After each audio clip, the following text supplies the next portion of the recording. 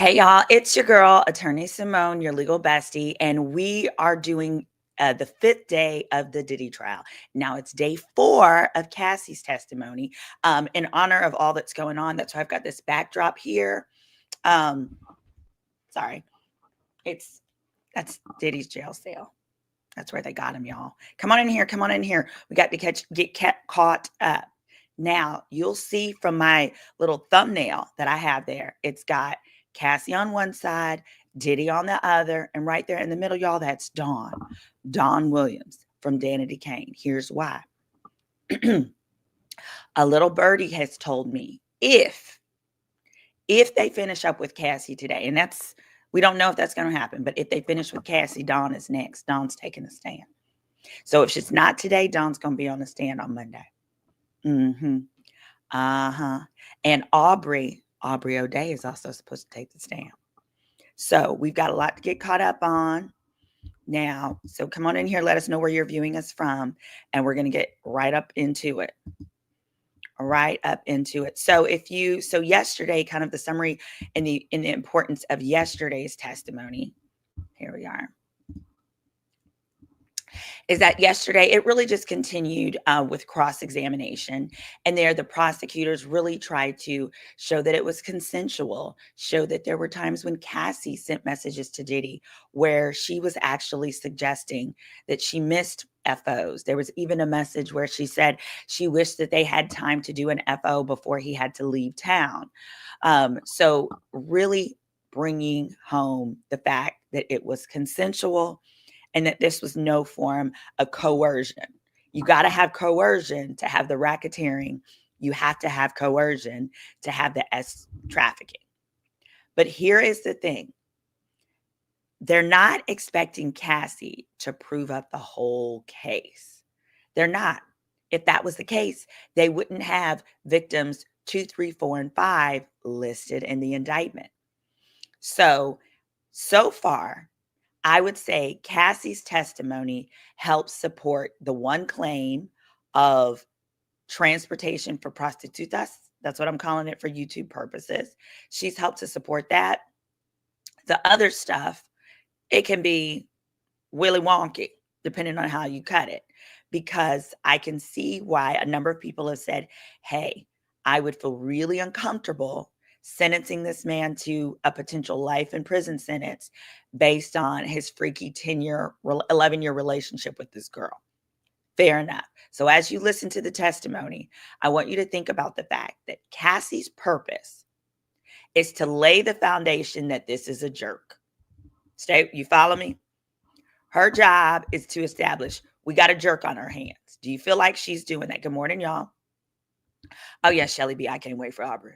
Oh, Aubrey is going to wrap up all her animosity over the years, all the disrespect, all the stuff that she has been through, and Aubrey's going to give it to him, y'all. She going to let him have it.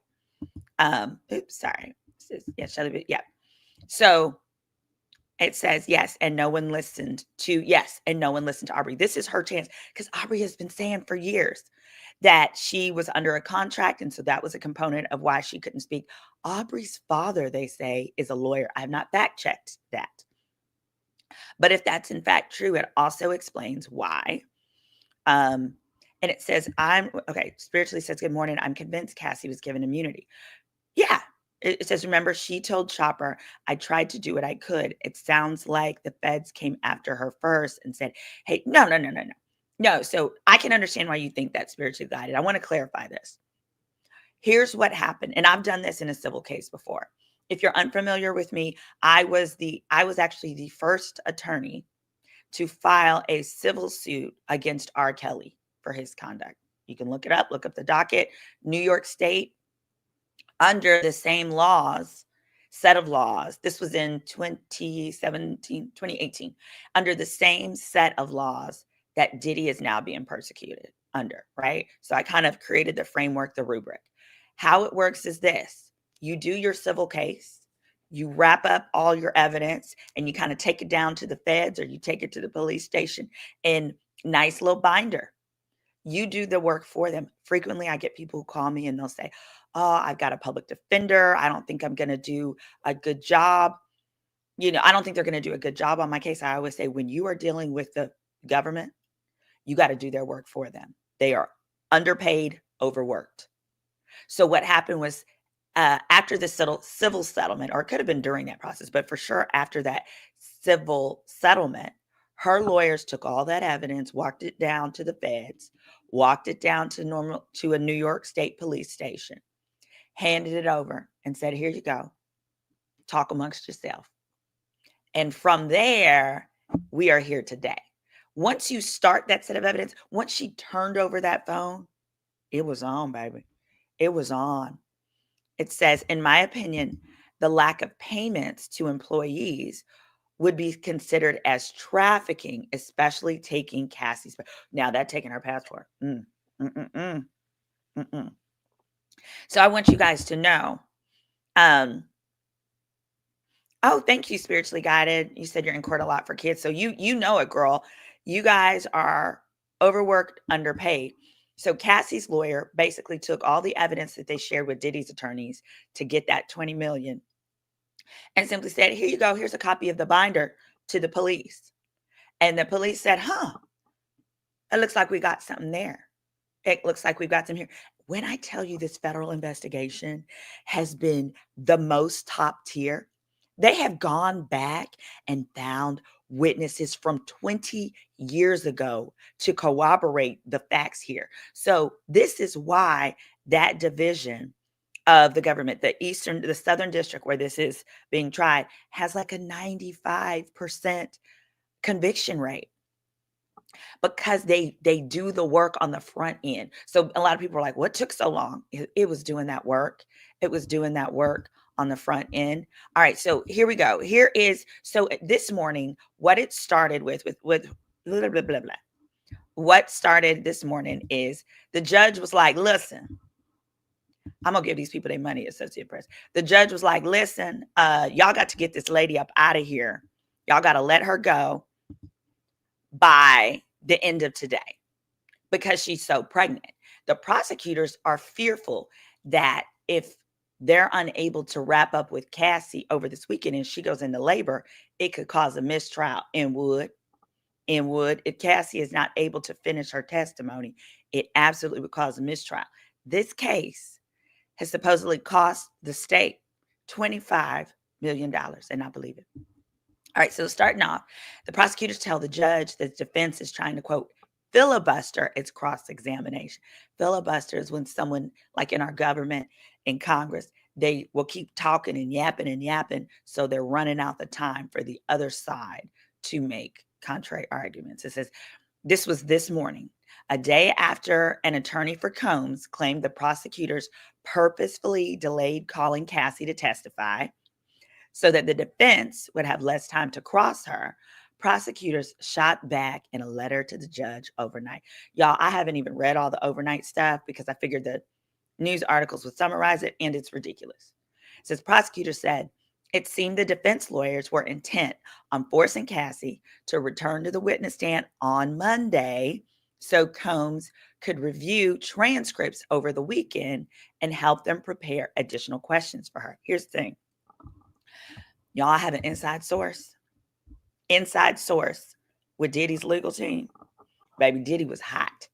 Diddy is not happy with the current cross-examination. He feels like they're being too nice, that they're too lax, that there's been no smoking gun, that they have not laid down the hammer on Cassie. In fact, Diddy had a set of Post-it notes that he was using to then send notes to his own lawyers. Baby, he used a whole packet of Post-it notes yesterday. Whole packet. What happens in the case of a mistrial? Guys, I love you guys' questions. Hit subscribe if you haven't subscribed yet. My goal is let's try to get to 50,000 subscribers by the end of this month. Please do that. If there is a mistrial, they got to start all over and do it again. Here's the problem. Emotionally, I don't know that Cassie will be ready for that. She is extremely strong today and now. But you don't want to give a mistrial means they got to start all over and do it again. It doesn't mean he walks. And it could mean he's got to stay in jail while they prepare for that next trial. But whenever you have a mistrial, that's always beneficial for the defense because they already know how the witnesses are going to testify. All right. Oh, somebody else said that too. You talking about what they said? About him not being happy. Yeah, he's not happy. And I could see that. See what Diddy is expecting and why Diddy was likely unhappy with how it went yesterday. First of all, his lawyers had to be nice to her. They couldn't talk ugly. You can't talk ugly to a pregnant girl. You're going to be a jerk from that too. It's one thing if your client's a jerk, you don't ever want the jury to think the lawyers are a jerk. Because when the jury dislikes your lawyer, they find you to be uncredible. And then whatever you say goes out the door. Oh yeah, they would definitely retry it if there's a mistrial. But the problem is you no longer have the element of surprise and things like that. And when you're talking emotionally tolling testimony like these people are giving, a lot of these witnesses are going to say, nope, can't do it again. And they're going to pull a Gina and not show up. Sure enough. All right. So let me see. Let me pull this down. What about all the evidence they found in his house? That evidence is part of what's coming in this trial today. In fact, there's a video I'm going to talk about that was in dispute this morning. It said they also raised the risk of a mistrial if Cassie is required to return on Monday, but instead goes into labor. See, told you guys. All right. In addition, an hour ago, prosecutors want the judge to force Cassie's cross-examination to end today. So earlier, the judge said they'll give 5 more hours for them to talk to Cassie. The problem is they need enough time for both the cross to end and the prosecutors to recross. The prosecutors do not want to give up their chance to recross. Recross is where you give the witness the chance to elaborate or clarify anything that she said on cross-examination. And yesterday, throughout the day, as Cassie was reading through text messages and answering questions, she was very, very well prepped. At one point, she said defense had asked her some question, and she said, well, you skipped over a lot of things. Oh, dream witness, dream, because she's not being ugly like ASAP Rocky. Y'all remember ASAP Rocky on the stand? No, wait, you're trying to trip me up. No. She said, well, you're skipping over a lot of things. You know what that does in the mind of the jury? The mind of the jury is, well, wait a minute, we don't have all the context. And when Cassie said that, she said, well, the context, she said something along the lines of the context matters. You're skipping over a lot of things. Boom. When you have a witness that good, what that cues to the prosecutor is take a note. There's something missing there. Let's make sure we give her a chance on recross to clarify whatever that is. And it signifies to the jury, oh no, I'm answering because I'm respectful, but y'all don't have the full story here. Boom.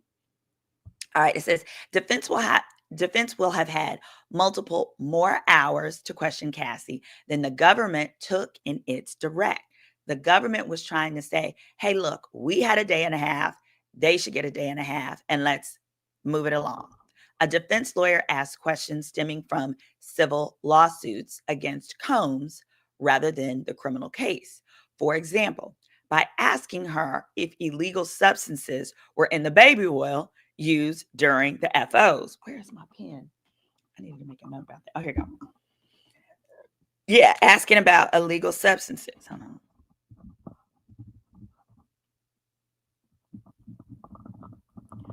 There you go. And basically that kind of, they're saying like asking those irrelevant kind of questions. Here's the thing about that. When that question was asked, and that was yesterday afternoon. Yesterday I covered the morning. So if you go back and you watch yesterday, which was actually, we had a lot of fun doing that. When you ask dumb stuff like that, that's how you know Diddy's ego is running that defense strategy. Because nobody said nothing about that baby oil. Only reason that question was asked is because Diddy demanded that it be clarified that there was no drugs in there. Prosecution never accused or alleged there was drugs in there, substances in there. They said that on their own because Diddy was like, no, I want you to clarify this. So, for example, going into topics like that was a waste of time. They also said considerable time was lost making Cassie read lengthy text message chains out loud, even though they contain explicit context or expressions of love. Hello, anybody that knows anybody who's ever been in a DV situation knows they've got you get your brains knocked through, you get your brains knocked between the washer and dryer, and then they apologize, and then they send you gifts. So these messages of him being lovey-dovey and nice don't cancel out the videos that we've seen. Don't cancel out the other things that were brought into evidence that showed him as a bad guy. But I do see that Diddy was like, hey, he wants you to tell the story of him as a lover as well. Also, it said the defense effectively I'll explain, by turning over 400 exhibits at the last minute that might be used on cross, thereby losing time on discussions about the evidence. We talked about that yesterday. Effectively, in like at 3 a.m. Thursday morning, they turned over these 300 exhibits that they said they may use. But here, I'm gonna lean towards the defense and give them somewhat of the benefit of the doubt there, because you don't. Number one, those documents were in the possession of the prosecutors for 8 months, so the prosecutors should have known all the content, all the gist of what's there. And secondly, you don't know exactly which of the exhibits you want to use on cross until direct is complete. Because when you're crossing, you're disputing things established on direct. So it's understandable that they wouldn't be sure of exactly which exhibit that they're going to use, or even like if you've got a long text string, you don't necessarily know where you want to cut it. So I don't knock the defense for that. It says Cassie told Combs after the LA hotel incident, quote, "I'm not a rag doll," 23 minutes ago. Cassie returned to the stand this morning, with a dark striped suit jacket over a light colored blouse. Defense attorney resumed her cross with questions related to the March recording of Combs hurting her at the elevator bank.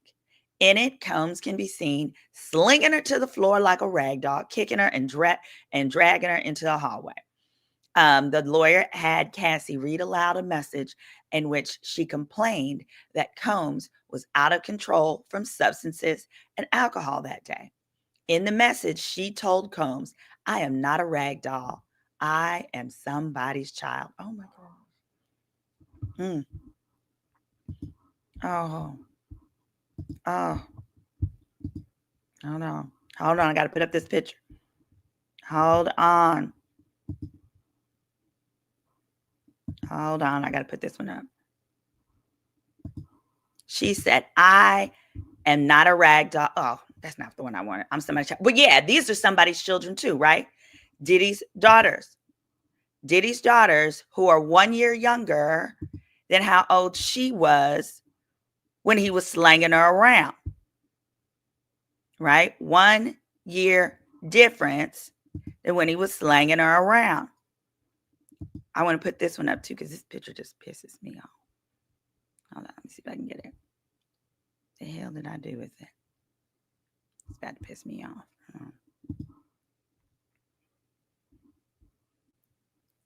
All right, I'll get back to it. It's gonna piss me off. Anyway, I'm gonna find it. Hold on. One more. Let's see. I think it's here. I am just these girls. Now, I did say yesterday that the girls were in the courtroom, because that is what the Associated Press said in the morning, that they arrived. However, then I learned that they said, when all this nasty testimony was going through, that no, the girls were not, in fact, there. This is what I wanted to put up. Bless her little heart. Can we do both of these? She said, "I am somebody's child." This is her and her daddy. Because I've been asking questions. I was like, where was her daddy? How did this happen? But that's her daddy. Her and her daddy. Where I'm like, you're right. She is somebody's child. And your daddy should have knocked him through the roof. It says, after the hotel incident, there was a different vibe. This is 16 minutes ago. Through messages read aloud to the jury, the defense attorney showed that Combs and Cassie were expressing love to one another just days after the incident. Well, we gonna look at these text messages because they pissing me off. Here we go. Get my nerves. Hold on. Now we're going to head over to the Inner City Press and get I like his versions of text message, but I like to interchange them. All right, so we're going to share this one. Make sure you guys can see it. Here we go. Now, these are the text messages that are being shared. Here we go. From the Inner City Press, says that the testimony started with, we're going from bottom. Inner City Press has been informed that a falsified post of its reporting has been circulating. The post below is not from him, which is reporting right now what was said in the trial, which was not included below. And they said, Cassie testified in court that Nicki Minaj encouraged her to stay with Diddy. Okay, y'all, that didn't happen. False, false, false, false, false. That's AI gone wrong. It starts with, why did you go to Sedona? Ventura. I went to Arizona to get away from the substances. I'm going to go to a new topic. Mr. Combs told you to go get the video that you'd heard about. What did you write? I wrote, you keep putting me down. She said, now look at this. It's from 2013. She says, I see. What else did Mr. Combs take? She said, he took my car, my passport when he was angry. You took my car? Oh, because he probably bought it.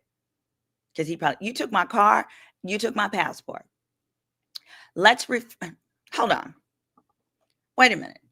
Why, as the defense, would you ask a question that would allow her to volunteer that he took her transportation and her passport? What are you getting at, ma'am?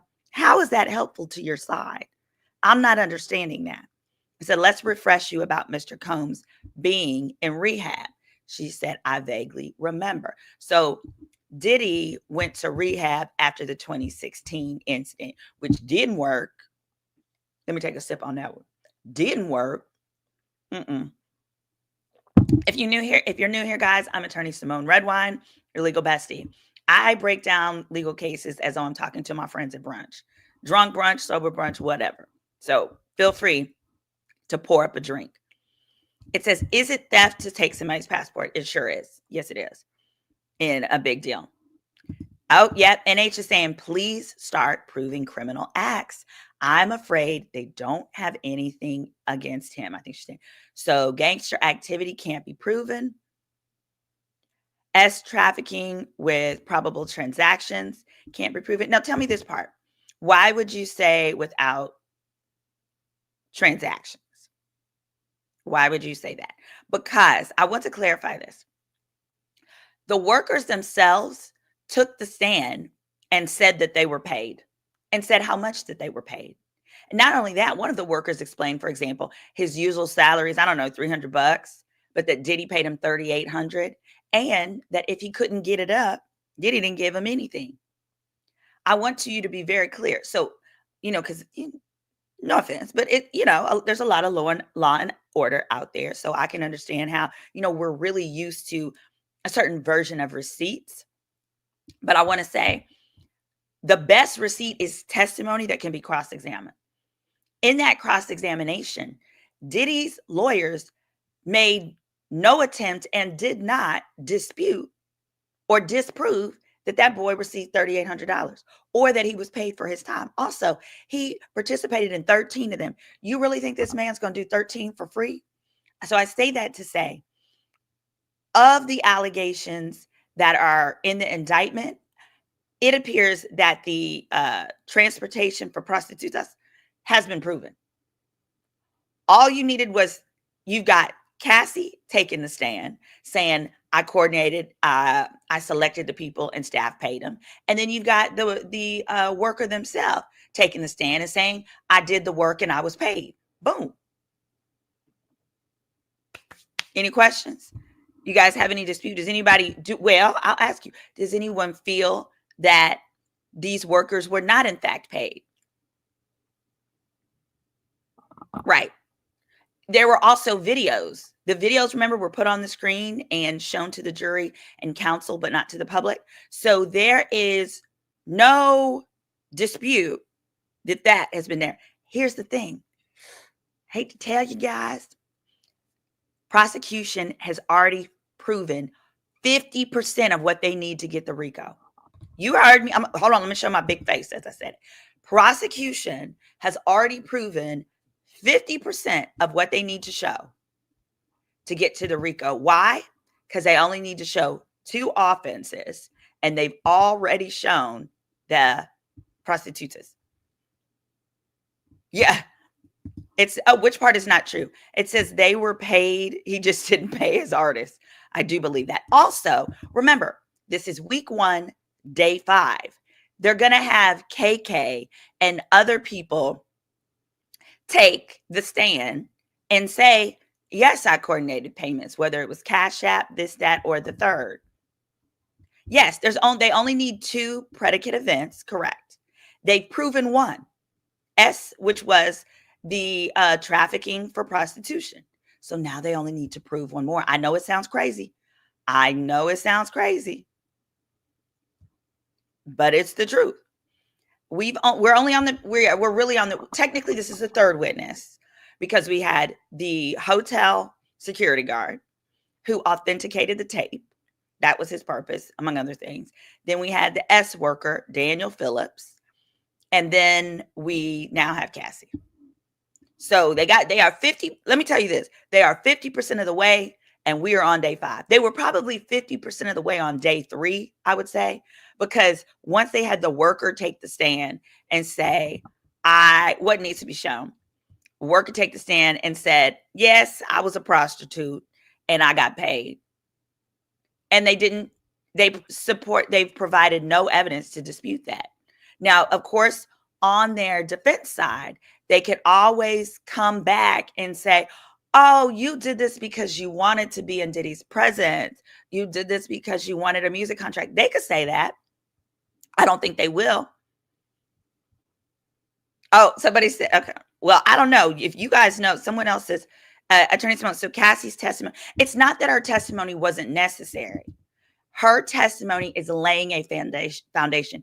They also needed her testimony in part to assist with authenticating the video footage, right? Otherwise, if you don't have someone with the firsthand knowledge of that video footage, video is hearsay. The video is hearsay. So number 1, they had the security guard from the hotel come in, and he was able to say, when it happened, I watched the footage. I made a copy of it, showed it to my wife. Yes, that is the footage from that time. And then she was able to do the same. So they needed her for that. They needed her to also outline part of how the enterprise works. She's been dropping names. She talked about how he was whooping her tail in the car. And then she hops out, runs down the street trying to escape.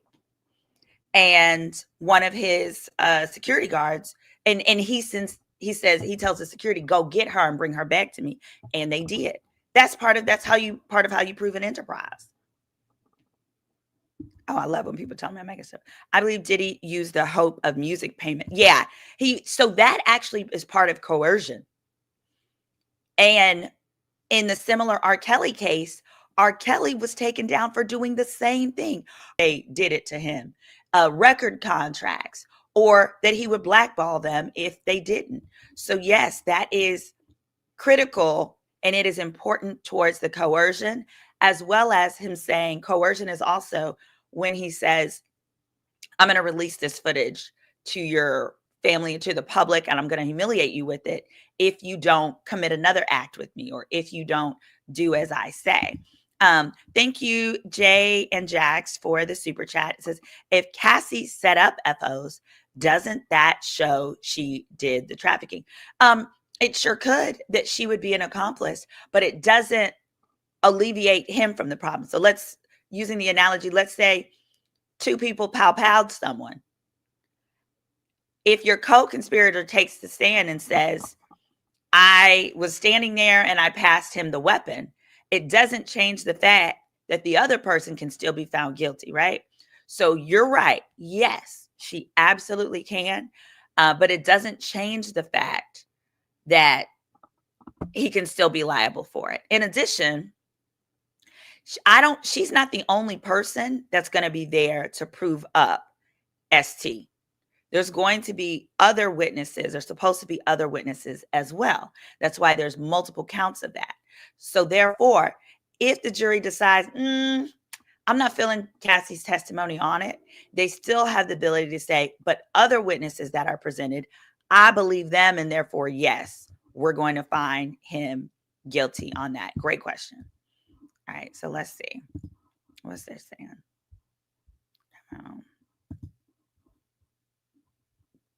All right, so they then tell her, they asked her, look at this text from 2013. She says, now I see.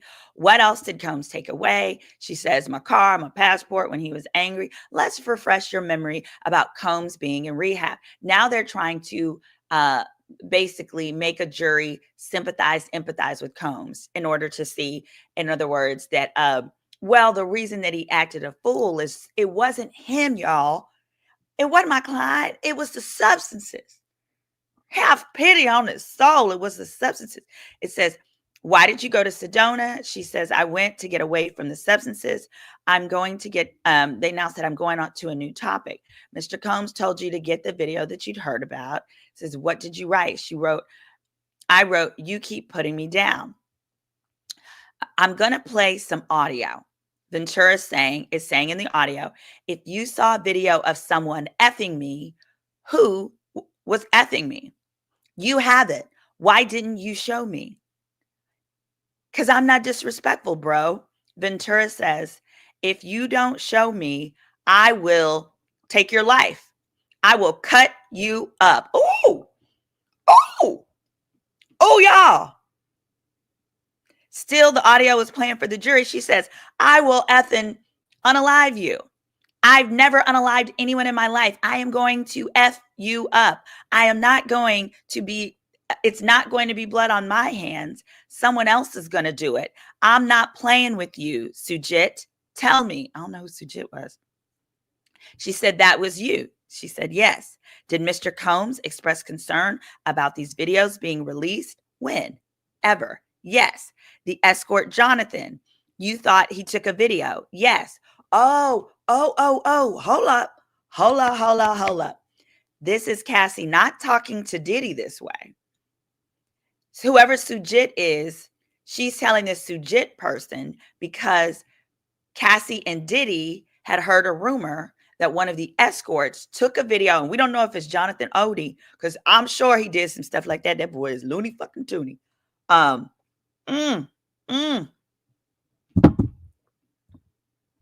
Oh, child. Then it says, Combs spent a lot of money to make sure the video did not get released? ? Ventura, I don't know. You had a conversation with Jonathan Odie! Jonathan! It was Jonathan! Y'all, it was Jonathan. Y'all, it was Jonathan. Y'all, it was Jonathan. Oh my gosh. That's how Jonathan, if Jonathan got paid, that's how Jonathan got paid. Let's go back to it. That is the bombshell. Well, was any bombshells? Yes, that they're actually talking about Jonathan Odie. And it appears she was cussing somebody out about getting to that tape. It says, that was right. Did Mr. Combs express concern these videos being released? She said, whenever. Yes. She said, the escort Jonathan, you thought he took a video talking about Jonathan Odie. She said, yes. Mr. Combs spent a lot of money to make sure the video did not get released. And Cassie says, I don't know. You had a conversation with Jonathan Odie that was transcribed. She says, I don't know. He was volatile. She said, I didn't trust him. What did Mr. Combs say when you told him you thought Mr. Odie was recording? He said he'd take care of it. Are you aware of an escort leaving comments on Mr. Combs' Instagram page? She said, I am not. Now she said, now let's talk about rehab. I don't want to talk about rehab yet. Y'all, we got to process this. We've got to process this. We've got to process this. Bombshell. Bombshell, make it rain, all of the things. Okay, who is Jonathan? Jonathan Odie. Oh, I just saw a clip of him on Instagram. I'm going to try to play. Jonathan Odie is this older, not older, but it is this white guy who's Looney Tooney. He actually pow-powed up one of Trump's hotels and lost his mind. And what he claims is that after, here we go. I'm going to show you. I'm going to show you better than I can tell you. Who is Jonathan Odie? Jonathan Odie is a former adult film actor who previously stormed Trump's golf resort. He's now linked to Diddy Combs' case. He claims he signed an NDA with Combs and was his slave alongside Cassie. His own ex-wife suggests his sudden wealth and divorce coincided with the alleged agreement, raising questions about the source of funds. It's true. It's true. The Jonathan Odie rumors are true. It says a former porn star who once stormed Donald Trump's Florida golf resort in 2018 is now back in the spotlight, this time in this case. He was arrested after a pow-pow with the police. Following his arrest, he claimed that he signed an NDA with Combs and would use as their partner alongside Cassie, who also testified against Diddy Tuesday. He was caught on camera in May 2018, waving a U.S. flag and shouting about Trump as he entered the club. He allegedly pow-powed in the air before being taken down by officers who pow-powed him in the legs. He remained in a Florida jail awaiting trial on charges, including attempted unaliving of police, burglary, and theft. Odie claims after his arrest he's now under fresh scrutiny due to Combs' ongoing case. In a police interview that happened back then, in that interview, he told investigators that he was intimate with Cassie and Sean, and basically that Sean would pleasure himself and tell him what to do to Cassie. $5 million contract, he claims. Odie's statement has resurfaced just as a copy of that NDA, allegedly signed by him in 2014, emerged. According to Odie, he agreed to an NDA in exchange for $5 million. His ex-wife, attorney Tanya Tutwine, Troutwine, I'm red wine, she's Troutwine, told the Daily Mail that the timing of the contract coincided with their. He said, wait a minute, I'm about to get this. He said, I'm about to get this $5 million, and how you got to go. He told his wife, I don't care. You got to go, girl. How you got to go. I got this $5 million. Because before that, he was an adult film star. He was an adult film star married to a lawyer. Oh, it gets juicier. Now, this man has been Looney Tooney ever since. And so many have wondered, and he has stated that Diddy has been stalking him, and that Diddy and his staff or Diddy's people were hurting him. Hit that subscribe button and hit that like. Y'all, he was going through a divorce when he signed that NDA. I hope that lawyer got her half of that $5 million. I know that much. Because, baby, depending on how a settlement is structured, half of that can be considered community property. It says, no, they were already investigating Diddy, and Odie fell in their lap, maybe, with information about Diddy's behavior they had already heard about. Yeah, so this all happened. What I want to be clear about, this happened in 2014. The Diddy Cassie stuff with Jonathan was like 2012, 2014. Odie didn't have the incident at the Trump facility until 2018. And as a result, that's why, so basically he had long been paid, but he seemed to have lost his mind after he got the money from Diddy. That's what I'm trying. He also claimed that Diddy was part of the Illuminati, blah, blah, blah. Yeah. Oh, yeah. The wife didn't get any money. So that's what I'm saying. He was clever. What I'm saying is he got that money Or he knew he was coming into that money and he said, up, I want this wife to be gone so that when I get this money, I don't have to split it. And that wife, the lawyer that she is, probably said, hold up, hold up, hold up. You mean to tell me that your little porn star behind is going to level up after me? I know I'm not seeing this right. What's going on? Because me as a lawyer, what I would be wondering is, did you come into some money during our marriage that you failed to split with me and then got a divorce on false pretenses to where I got to set that whole divorce to the side and you got to run me my coins? Because she was entitled to 2.5 and I'm sure she got 0.5, 0.0. Someone says he got the 5 million. Hold on. Got the 5 million from getting, someone said he got a 5 million from getting an STD from the Diddy camp. Well, this is he got the 5 million as part of the NDA, and the NDA could have been part of that, but you're right. He did accuse Diddy and Cassie of giving him something from their participation, and that is now consistent with prior testimony that said Diddy didn't even like condoms. Didn't even like them. Another thing, when these folks wild out, I suspect that they are victims. It sure could be. I know that wife, the wife got nothing. It was a shotgun divorce that stunned the wife. No, I'm saying, I agree. The wife didn't get anything. I'm saying, that's why I said, this man said, I got this money, ho, you got to go. He probably knew the money was coming, got that quick divorce. And so we're going to move on. Got that quick divorce and then got that check. There was a story about that was on the on my bar exam. I took the bar in 3 states. I passed them all the first time: New York, New Jersey, and Texas. And there was one for the Texas bar, I want to say, where the woman or the guy won the lottery. They were common law.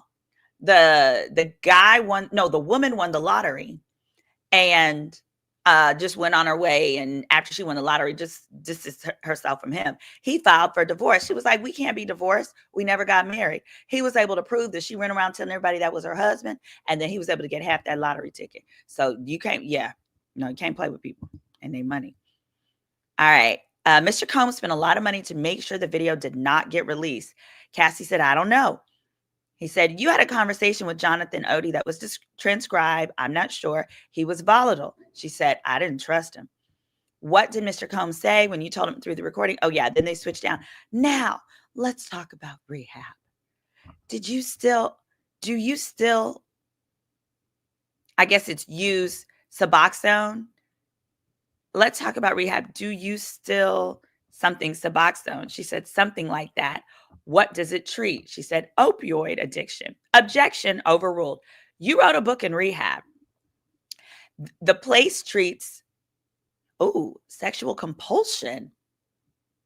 You wrote a book in rehab. And she's saying that the rehab that she went to treated as compulsion. Objection, sidebar from the judge said sidebar. Maybe when the judge said sidebar, that means y'all need to chill out. They're back.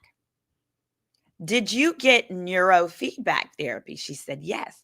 What is it? They hook something up to your head and show you things. See how you react. Were you told the effects of it? To help me with my trauma. Did you participate in EMDR? Yes. What does it do? Memories and processing them. The idea is you recall prior traumatic events like PTSD. You were being treated for PTSD? Yes. I was still physically developing. You were 22. Women keep developing after 22, don't you think? Cassie says to the defense attorney. She says, but you're not suggesting you were still physically developing after 22? She says, I am not. Interesting. So they wanted to establish that she was in a place that Cassie was in a rehab that treats as compulsion. Let me look up what that really is, because I don't know. And I'm not going to sit up here and pretend like I do.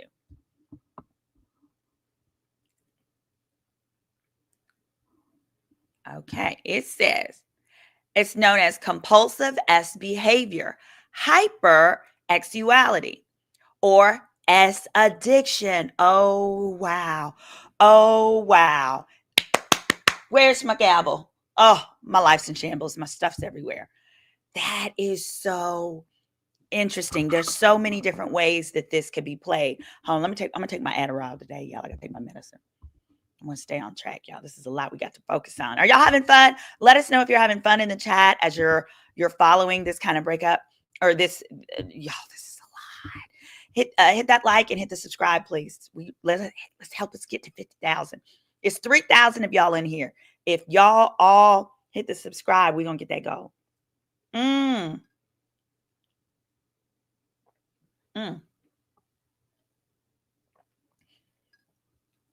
Honey, TQ Mean says the defense is working with the feds because none of this helps their case. LOL, like what? However, I think there's two ways we can see it. Y'all let me know in the chat. We're waiting on more texts. So I don't want you guys to think I'm just being aloof. We're waiting on more texts, y'all. We getting there, honey. We getting there. I think there's two ways it can be played. One is that Cassie had an S addiction, just like she had the substance, and that Cassie was running this. She was so addicted to it that she wanted it and there was no coercion. That's one way. And then there's an additional way, which is that he made her that way. I don't know. What do you guys think? That he wanted this so much for her. The problem is, here's what I struggle with. I have trouble with the theme that someone like, okay, specifically, if the situation is this person is in a relationship and they want to please their partner so they don't get dumped, and therefore they're doing these things and, actual things, that type of stuff. I have trouble with that being criminal if they're not being forced. If the sole force, and let me clarify something. I'm going to tell you what I think, and then I'm going to tell you how this could be different. If the sole thing that's forcing you to do something is, I don't want my rich boyfriend to dump me, that's not good enough.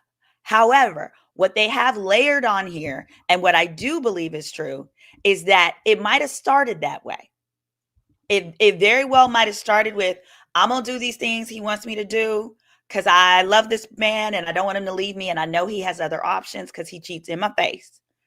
But then when you add up on top of there, but now he's threatening to leak these videos of me, humiliate me, embarrass me, ruin my chance of getting Maybelline or these wholesome deals that I need to take care of myself, not release any albums, and he didn't release none of the albums, then that's different.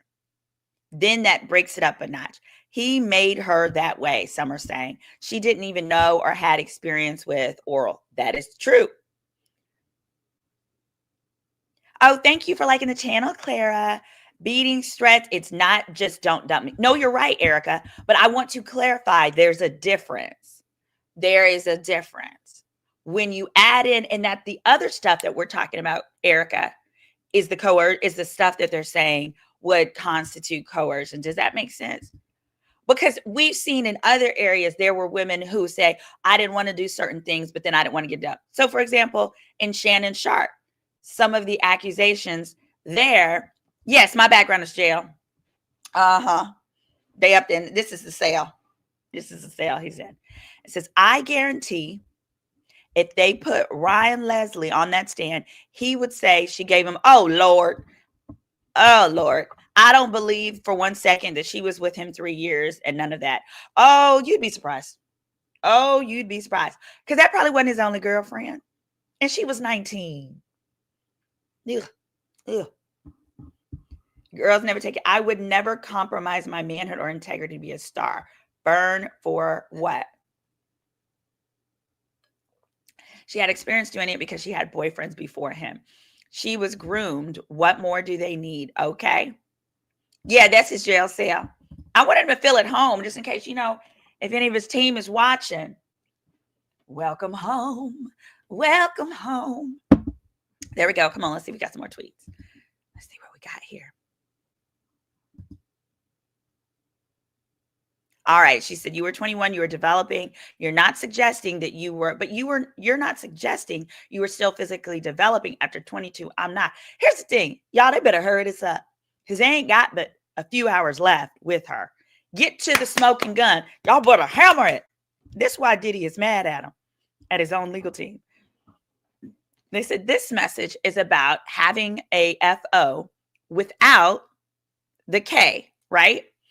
AUSA, may I confer with counsel? Judge, no, but we'll take a break. Judge leaves. There's more coming. With the jury out, the judge says, witness list by Sunday, 5 p.m. But will this and other filings, which are clearly judicial documents, be on the public document? We don't know. The judge also says, as for these long text messages, use binders so we can save time. Okay, y'all. What are you thinking? I'm going to be honest with you. I'm going to say my assessment at this point. Thank you guys for joining. Hit that subscribe as you come on in. Here's what I'm saying. If Cassie's testimony is what's supposed to prove as trafficking, they ain't got it. They ain't got it. There's reasonable doubt there. But I don't believe she's the only witness that's there. Keep in mind, guys, there's victim 1 through 5 listed in the indictment, and then there's going to be buku witnesses to support that. So what I'm saying is I'll use this finger. The one offense that I do think has been proven, I want to see your opinion in the chat. I'm going to do a poll soon. The one offense that I do think has been proven has been transportation for prostitutas. Do you guys think that there has been evidence of transportation for prostitution? The evidence, I actually wouldn't say Cassie is the evidence, is the sole evidence for that. What Cassie is saying is, I hired the people, I coordinated, Diddy's team paid them, but we had S workers took the stand and said, I worked in these different cities. Cassie also, they would put videos of the prostitutes, the hookers, I'm gonna call them a hooker, of the male hooker. They put the hooker on the video, on the screen, and she would say, this is so-and-so, this is savage, this is animal, this is monkey dick, I don't know. She would say their names, and then she would say what they did, or where she recalled, what cities she recalled being intimate with them. So yes, that could be part of the S trafficking. But what I'm saying is that with that trafficking, I'll say this. I think the best strategy is to use Cassie's testimony to lay the foundation. This guy was very powerful, and this guy was a jerk. I think that's the strength of her testimony. Y'all let me know what you think. Here's why. Cassie has the best testimony to speak to the power and the enterprise. Cassie is here to prove or to support proof of enterprise. You know who else is going to do that? Don Williams. You know who else is going to do that? Lorianne Gibson. I can't wait for Lorianne to get her get back. After that man done picked up a chair and tried to tussle with her. Mike Bivens and Diddy tried to tussle with Lorianne. Shame on them. But she's establishing the strength of the enterprise when she's able to say things like, even with the video, right? With the video of the dragging of the hotel, here's the true significance of that video, because the defense is right. This is not a domestic violence case. The true strength of that video is, of course, it gets in the mind of the jurors that this is a dangerous man and he's not nice. But it shows his power and his ability to make that evidence disappear. Because remember, he's charged with obstruction of justice. Obstruction of justice. What is obstructing justice? Oh, yeah, they've proven that now, too. Sorry. Hello. That's the second thing that they've proven. Anybody doubt that the testimony from the security guard at the hotel that talks about how he offered him money, the security guard didn't take it, but someone higher up at the hotel did take that $100,000. Baby, that's tampering with evidence. That is obstruction of justice, if I've ever seen it. Yes, honey, KJ, Lori Ann, come on in here. It could be lying and covering up details. Yeah, obstruction of justice could definitely be lying, covering up details. Obstruction of justice also includes making that tape disappear because literally it prevented her, Cassie, from being able to go to the cops. Wasn't no evidence. And also, that goes to the coercion. If you're trying to get up out of a situation and the evidence that you feel like, they trying to tell me about my student loans, y'all better get off my phone. What? It's a important message about your student loans from a bank. This somebody from Pakistan trying to steal my money. No, they lying. I'm not worried about that. Anyway, back to us. Sorry. I just took my ADD medicine for the day. Give me a little while. Give me 30 minutes for it to kick in. Do we all think that Cassie scared, and was in fear of her life, especially since she has children? I would be. If I were her. I would, like, the way that she kind of disappeared and just kind of doing her own thing. I would do that too. That's a scary man. How is it fair to the defense to not give them ample time to cross whoever they want? He is facing life. I'm going to agree with you. I think that, hold on, this is an emergency.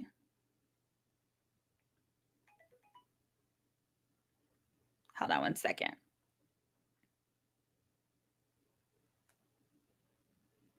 Oh, did somebody send me some money? Hold on. No, they did not. All right. How's it fair? So the answer is to not give them it. So the question becomes, what more do they want to talk about that they don't feel like they've had time to discuss? Is it going to be repetitive, or is this going to be a new matter?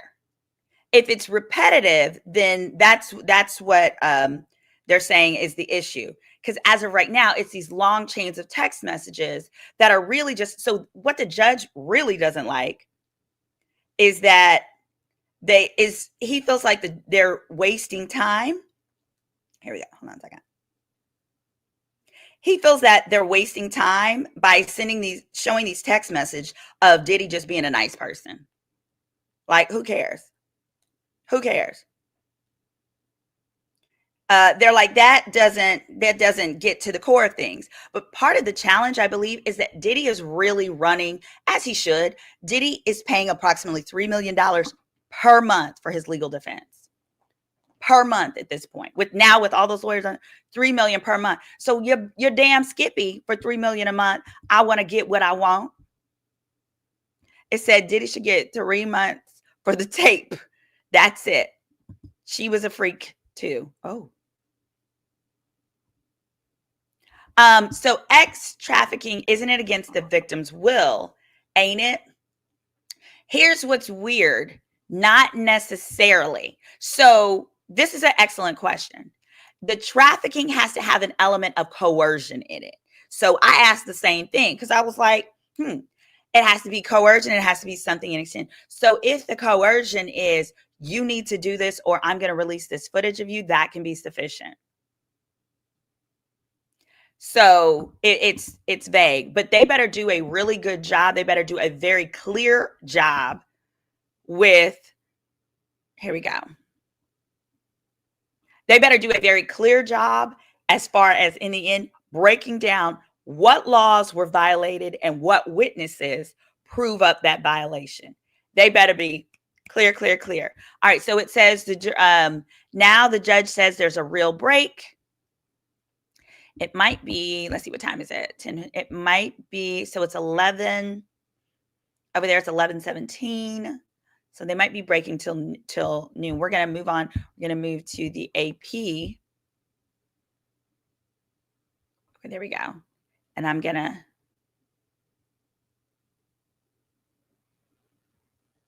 yeah, hold on.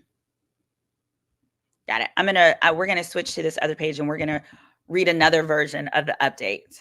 This is from the Associated Press. And specifically, on here, it's talking about Cassie. This is like another assessment. I'm going to make it bigger. You know, we don't need to see my face. Ooh, wrong. Ooh, there we go. That's not what I intended to do, but hold on. Shoot. The hell? There we go. What the? Should not be this complicated. Hold on, y'all. It's because my screen is little and stupid. All right, there we go. So here it's talking about after the hotel attack, the two had a different vibe. Through messages read aloud to the jury, defense attorney showed that Combs and Cassie were expressing love to one another again just days after the LA hotel attack, and that they tried to recover. Cassie told Combs in one text, "We need a different vibe from Friday." Cassie says Combs was wary of her dating or giving attention to other men, even during breaks in their decade-long relationship. What you don't get to choose is what I do during my break. You need to assume I'm doing it to somebody else. Oh, what it is, we don't know. I'm going on dates. I'm getting flued out. I'm eating free meals. I'm eating crab legs on his time. Anything you can do for me, you better believe I found another bucko to do if we're on break. That's why you don't ever break with me, because it's about to be a breakup. Cassie says. She says the hip hop star took her phone from her on numerous occasions, including when he found out that she was dating a football player. And when he suspected her of dancing with the singer Chris Brown. Chris Brown would love to have her. Oh, speaking of Chris Brown, I must give you a Chris Brown case update once we finish these updates. Don't let me in the chat. Don't you let me forget. Hit that subscribe. Cassie said she didn't name the player and denied dancing with Brown. And so what if she did? That man is the Michael Jackson of our time. Combs' sons are here again. The kiddos arrived at court. No, they're grown men. Combs' sons arrived at court before Cassie resumed her testimony. Justin Combs is the defendant's oldest son with fashion designer Misa Hilton. The mother of his stepson, Quincy Brown, and son, Christian Combs, was the late model and actor Kim Porter. Stepson, Quincy Brown is not his stepson. Quincy, because they never married. I don't like when people do that. Like, you need, because the truth is, he should have made it right with Kim. He should have went ahead and married her, even if it was just to marry her for a little while. He should have went ahead and married her. He could knock out a prenup, and they would have been just fine. Anyway, it said jurors hear Cassie 2013 pleading not to make S video public. Ooh, All right, we had talked about that. Jurors hear a recording of a distressed Cassie screaming at a friend who said that he had seen a video of her performing S acts. In the recording made by Cassie in 2013, the man claimed to have the video on his phone.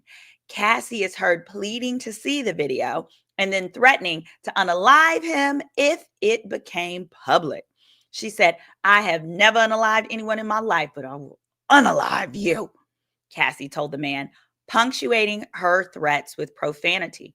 Cassie acknowledged in her testimony that Combs subsequently made efforts to keep that video private. What is the video? The video is one with Jonathan Odie, where an article that I read earlier in this live confirmed that he signed an NDA, Jonathan Odie, and received $5 million to keep it quiet.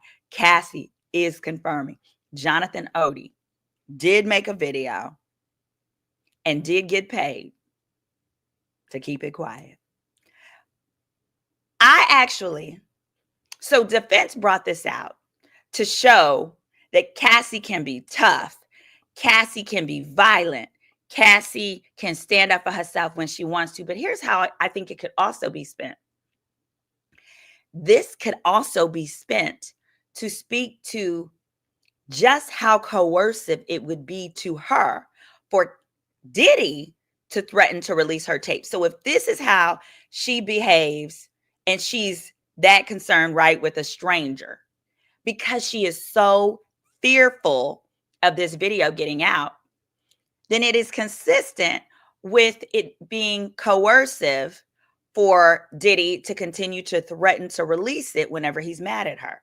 You see what I'm saying? How that would make her comply and do what he's saying to do, even when she doesn't want to do it out of fear.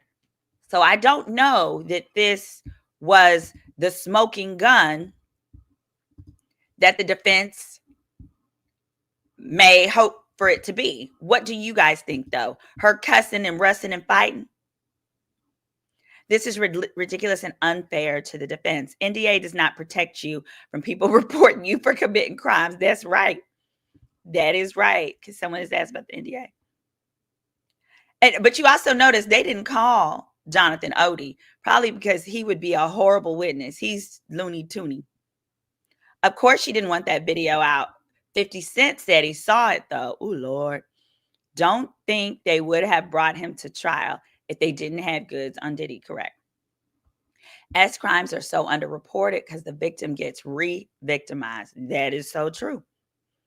And slept with men and got pregnant and married men Diddy introduced her to. She did marry that man that was her trainer. That sounds like something I would do. Oh, you gonna do me wrong? I'm gonna do it to your frat brother. Just kidding. Just kidding. That's not funny. That was not even funny. I take that back. I literally would never do that. She literally, a turbo drugged out freak. She was willing for everyone, and she's a grown-up. Cassie was a pole dancer. She's very manipulative. At this point, free Diddy, but he is guilty of domestic violence. Let me tell you, the most brilliant strategy the defense has had is the domestic violence defense. Who knew? Oh, sorry, I shouldn't say. Who knew DV would be a defense? A potentially successful defense. But this is the one case because that is the one crime that is in no way, this is why it's so brilliant. That's the one crime that is in no way part of RICO. DV ain't under RICO, can't be used to prove a RICO because DV is between you and your girlfriend, your husband, your boyfriend, whatever. This is 8 weeks of testimony, and Cassie is nothing compared to what's to come. When it's all said and done, you will understand why the Democrats are so hell-bent on pushing kids to change to trans. Oh, that would turn. I wasn't ready. Unicorn Squad, I wouldn't. Oh, I didn't know we were okay. Wow. Stop saying that CB is the NJ of our time. Oh, I knew that'd get somebody. I know I'd get somebody riled up on that one. You fell for it. Chris is a thug and all. Chris Brown, y'all talking about all the attention he seeks is more. He's getting too old for this naughty behavior. All right, so let me just, okay, so they heard Cassie acknowledge the testimony in Cubs.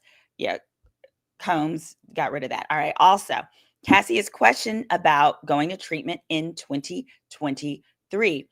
Estavia noted that the Women's Center offered treatment for S addiction, S compulsion, and a love addiction. Oh, I might have a love addiction. I always give like people that don't deserve a chance, and then I don't get up out of there when I might have that. Oh, I want to go back to a facility. It was so nice. But this time, if I go to a facility, I needed to have a swimming pool. Or maybe I'll just go to Playa del Carmen and nix the treatment. All right. It also said she asked Cassie if she was treated for any of these things during her weeks-long stay. Cassie said that she was not, but that she did. Okay. So Cassie said she was not treated for S addiction, S compulsion, or love addiction. Also, if anyone has any addictions and you want referrals to rehab, I'm very good. I've got some great ones. I know how to get scholarships. I'm really big on people transforming their lives. And for real. I'm not being funny here. All right. Cassie said she was not treated for those things, but that she did undergo neurofeedback therapy. They hook your brain up to a machine and you watch something and it regulates your brain waves. I fucking need that. I need that because my brain just does whatever it wants. She said she underwent it 5 or 6 times, about once a week during her stay, and that she believed it was to help her process trauma. I heard it can be very good with that. Cassie also said she underwent EMDR therapy to process trauma and gave an example of recalling a traumatic moment when you couldn't escape a room. Oh, shoot. Traumatic moment when you couldn't escape a room, but through therapy are able to experience what it's like to escape a room. Huh. I can see how that could be helpful because it could be similar to escaping a relationship that you're having difficulty coming out of. The trial goes on morning break.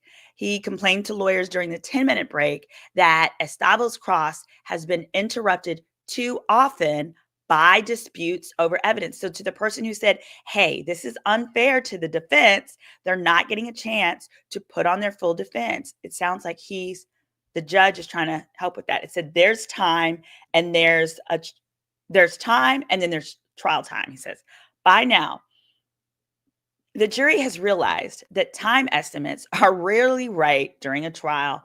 A 10-minute break is likely to be 20 to 25 minutes, and a half-hour lunch will usually last 45 minutes to an hour. After 20 minutes, this morning break has ended, and the jury has returned to the courtroom. Okay. Oh, that was 30 seconds ago. Oh, baby, we back at it. We're back at it. Okay, remember, if you are joining me now, part of what I am excited about is that and this is going to be kind of unlikely, but if they are able to finish with Cassie today, Dawn Richards is next. She is the next witness. Rumor has it. Dawn. And so if they don't do it today, Dawn will be on Monday. Diddy and Cassie are the same. I have to tell y'all, I actually really love hearing the differing opinions. As a attorney, this really gets my little mind going. And people have asked, what kind of attorney are you? I'm a civil attorney. So I actually do civil versions of cases like this. I do personal injury, which includes the type of case that Cassie had, which is why some people know me because I went viral when her case was settled really quickly. I'm going to play that tape again of when I went viral after our next break. Man, where is Justin Bieber? I'm really mad at people who are saying she was young. 17 years old. People are, okay. Well, it gets me mad that 17-year-olds and 16-year-olds are being treated as adults. That upsets me for the reason their brains are not fully formed. And I'm so happy that the Supreme Court of the United States came back and said, you cannot give the D penalty. You can't give capital punishment to teenagers anymore. Can't do that. I had a friend who was on death row at age 16, exonerated at 25. Look him up, Sharif Cousin, Cusin, in New Orleans.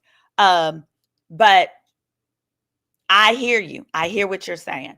All right, here we go. What's this here? They're back. Combs is Estavo. Mr. Combs wrote, you're so predictable. You said you were going to tell him you didn't want to do FOs anymore, but you didn't say it, did you? I did not. Here, you were actually suggesting an FO with a girl. Ooh, she's a very freaky girl. The kind you don't take home to mama. All right. Combs' lawyer says, you say you found a photo of Mr. Combs with Gina while you were staying with your parents in Connecticut, right? Yes. You decided to break up with him and he didn't threaten you, but suggested couples counseling. Ooh, now that is a good one. I'll put that big on the screen.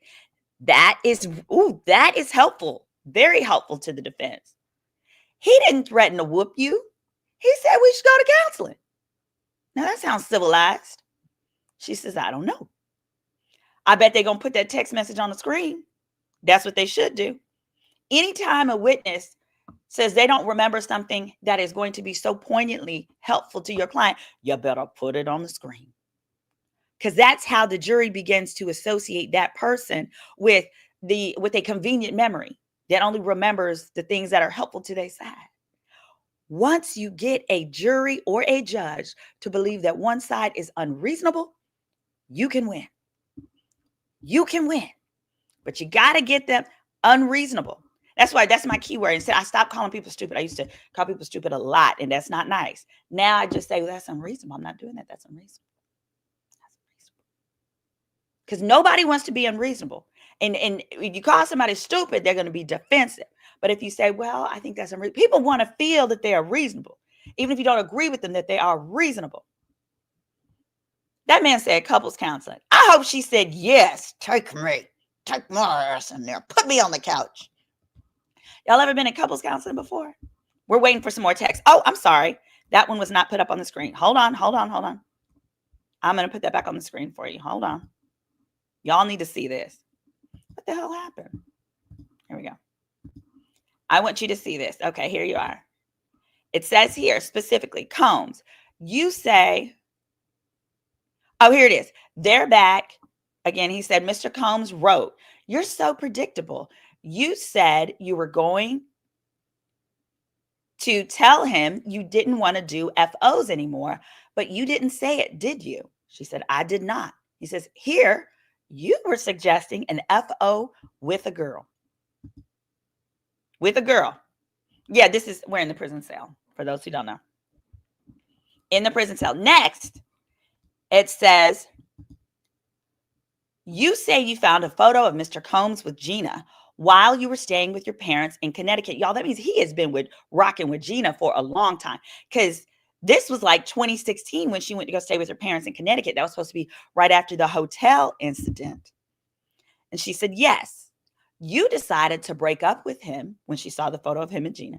You decided to break up with him, and he didn't threaten you, but suggested couples counseling. She said, I don't know. You don't know? Put it on the screen. If you got the text message, put it on the screen. Y'all, put it on the screen. So we're still waiting. Y'all. Oh, look, that's the picture. Oh, Gina be doing this. Gina be trolling his other chicks. Y'all see this? This is the photo. Gina, get your ass to the courthouse. You better get your ass to the courthouse, Gina. Gina, ain't nobody playing with you, Gina. Let me tell you, Gina, you going to jail if you don't get to the courthouse. Gina was probably doing FOs. We're going to get to that. Gina is allegedly victim number 3. It said, oh, no, there was 2 Jane Does. Alicia Sinclair. First of all, Alicia, girl, you know your facts, Diddy facts. It says Gina was never Jane Doe. They said Jane Doe has kids. So there's 2 Jane Does. There was I don't know about Jane Doe. There's a victim 2 and a victim 3. I believe victim 2 is the one with the kids. I could be wrong, but I'm pretty sure that. In which case, victim 2 could be the one with the kids, and 3 is Gina. Gina, you would get yours. But Gina got some money. Because, see, Diddy would rather give money to somebody he loves to be silent than an enemy. Gina did an interview with Tasha K, but won't. Yeah. And that interview cannot be admitted into trial. It is hearsay. Unless they were to call. Oh, wait. Hold up. Let's think this through, guys. You're part of the jury. Y'all know I was a law professor. Y'all are in the class. Y'all in class today with Professor Redwine. If they're going to call Gina, they have to call Tasha K. Tasha K. Tasha K. Tasha K be ready. What y'all want? She showed up to the feds. What y'all want? What y'all want me to be up here talking about? Baby, wouldn't that be an episode? Tasha K. Tasha, call the feds. Tell them you're available.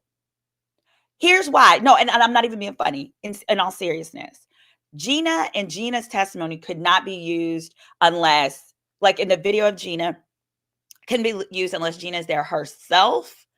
However, let me see.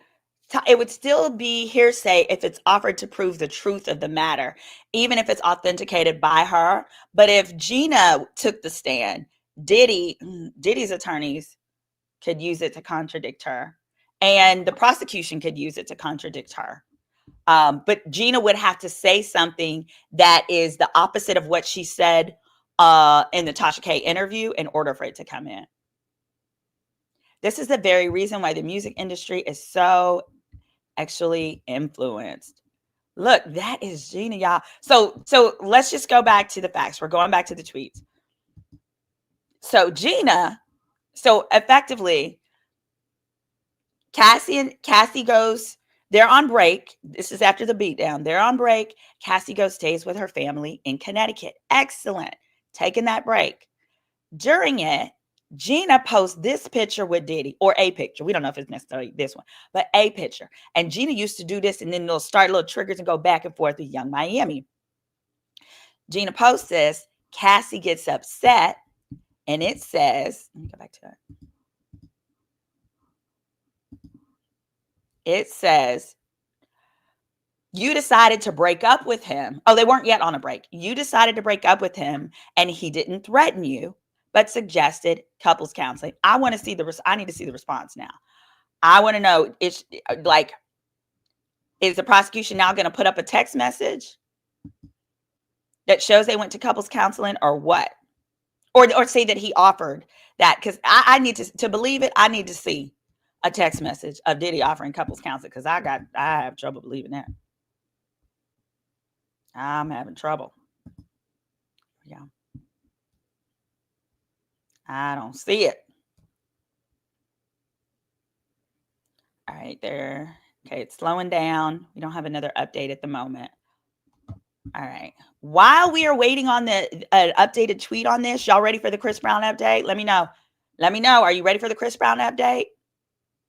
Almost done with book number 4 about mental health. Wonderful. Everyone needs this book after hearing this. Awesome.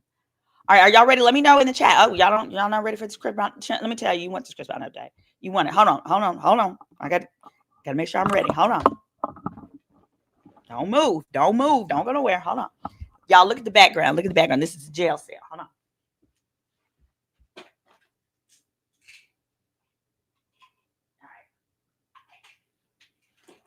All right. Hold on.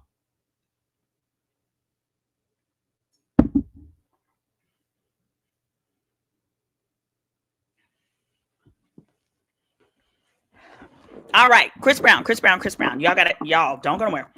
So again, we're covering the Diddy trial. We are doing live updates as we wait for an updated tweet. Just triple check. As we wait for this updated tweet, I got to give you this Chris Brown update. This silly boy, who apparently can't keep his hands to himself for ish. Hold on a second. Hold on. Here we go. Wait. We got new updates. Hold on. All right. In August, it says, and now says the tweet says, in August of 2018. So the last tweet was about the couples counseling. Cassie says, I don't know. See, she didn't put a text message on the screen showing that he really said that. That's a problem. Or at least it sounds like he didn't. That's a problem. That's a type of document or proof. If you have proof that Diddy offered for them to go to couples counseling, you need to put that on the screen for the jury, so that the jury can have in their mind, not only did he offer, but Cassie conveniently forgot, if that's what happened. You can't just skirt over some ish like that. Also, you don't ever ask a question like, well, did he offer? Well, generally, you don't want to ask something like, did he offer couples counseling? And she says, I don't know, if you don't have proof that it happened. Unless maybe she's just trying to drop that nugget into the mind of the jurors to kind of make them wonder. Next, it says, they asked, in August of 2018, you called it a closure conversation. Mr. Combs was inviting you to Burning Man, right? Yes. I'll read Mr. Combs. He wrote, you have anger. I wrote, my family knows I am not running around telling our business, she said. I wrote, I don't need you to be take of Kim and Gina. I needed you to put me first. I don't know what that means. She wrote, I don't need you to be taking something of Kim and Gina, maybe taking pictures of Kim and Gina. I needed you to put me first. Then they said, please read these. She wrote, I wrote, you lied to me. She never went away. It was the nail in the coffin. You mean Gina, the photo? Yes. Okay. Okay. She's saying, I wrote, you lied to me. She never went away. Hold on, let me make sure I got this on the screen for you guys. My apology. Yeah. She said, you lied to me. She never went away. It was the nail in the coffin. You meant Gina, the photo? Yes.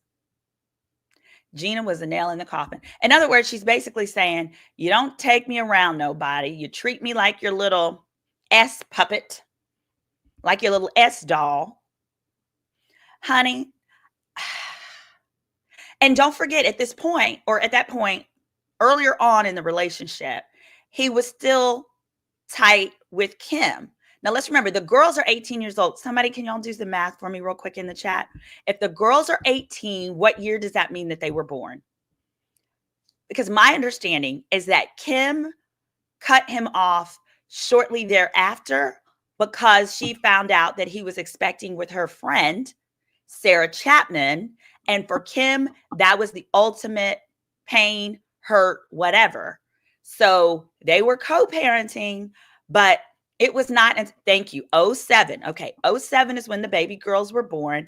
And that shortly after, I'm going to just go ahead and just round it up because we still saw them together. So let's say around 2010-ish, because it wasn't until Kim cut him off that he began to then publicly claim Cassie, which is exactly how the men do.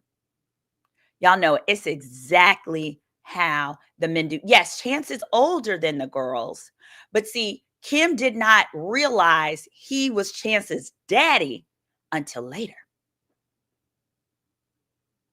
Until later. She thought she was her man. Kim was pregnant when Chance was born. Yes, correct. But that doesn't mean, but Kim didn't know that that was the daddy until later. Yeah, it was not until Kim was through with that man that he said, all right, Cassie, come on, you're up. It's your turn. We're talking about the RICO charge. George, you've got a great question. So George, remember with RICO, there's two things you had to prove. I need to find a good analogy to help explain RICO. But RICO, you have to establish underlying offenses, and there's 2 offenses must be proved within 10 years.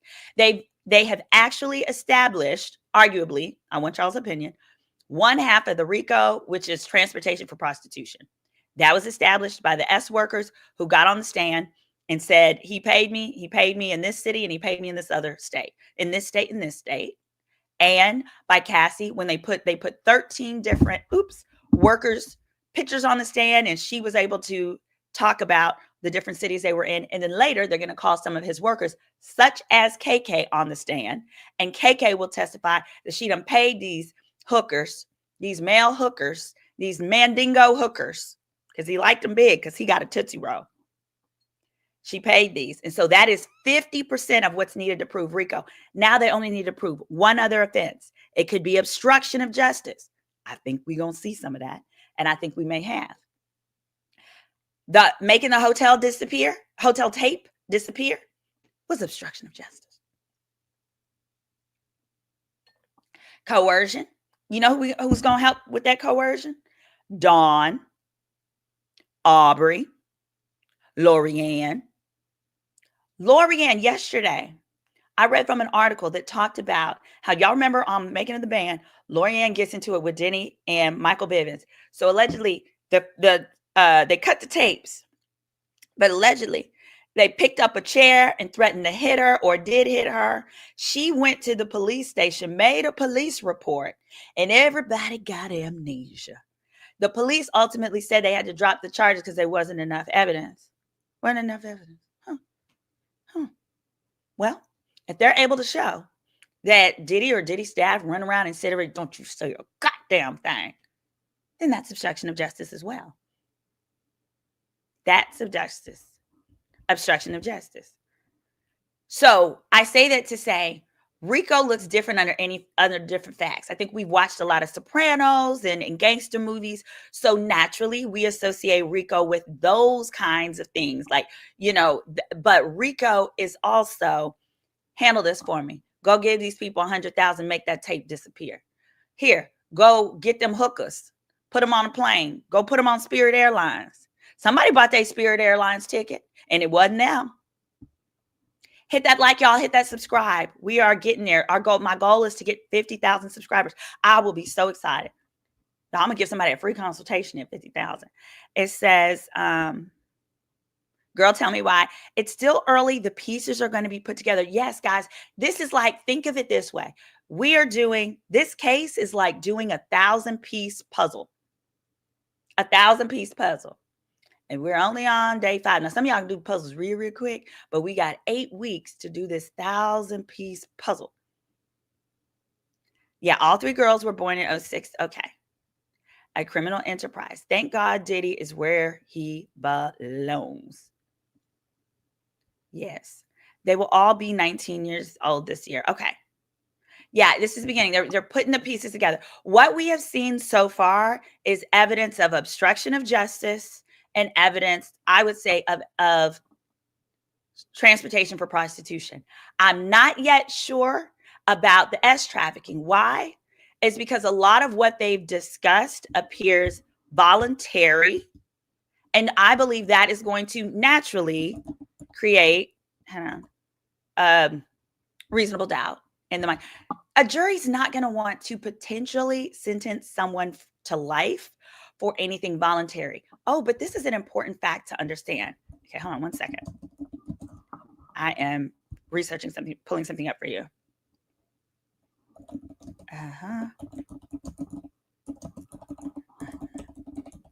Hold on. Under federal law, does it have to be without consent?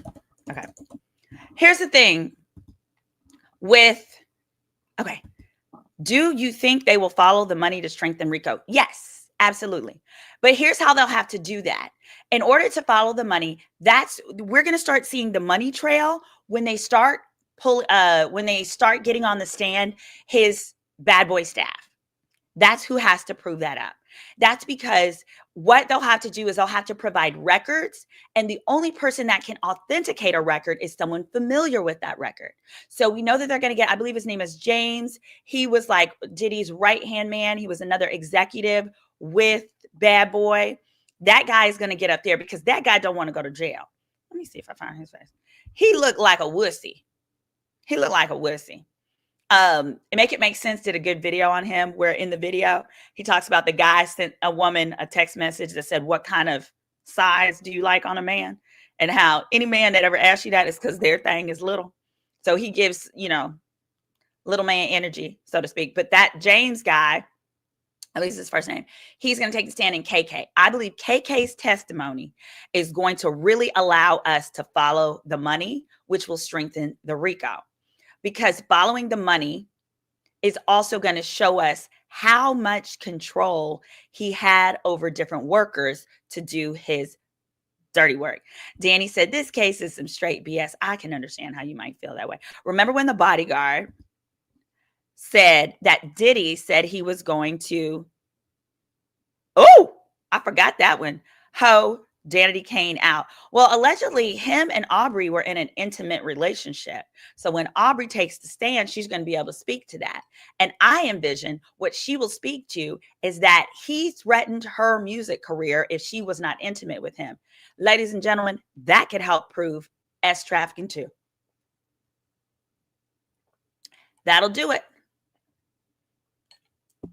That will do it.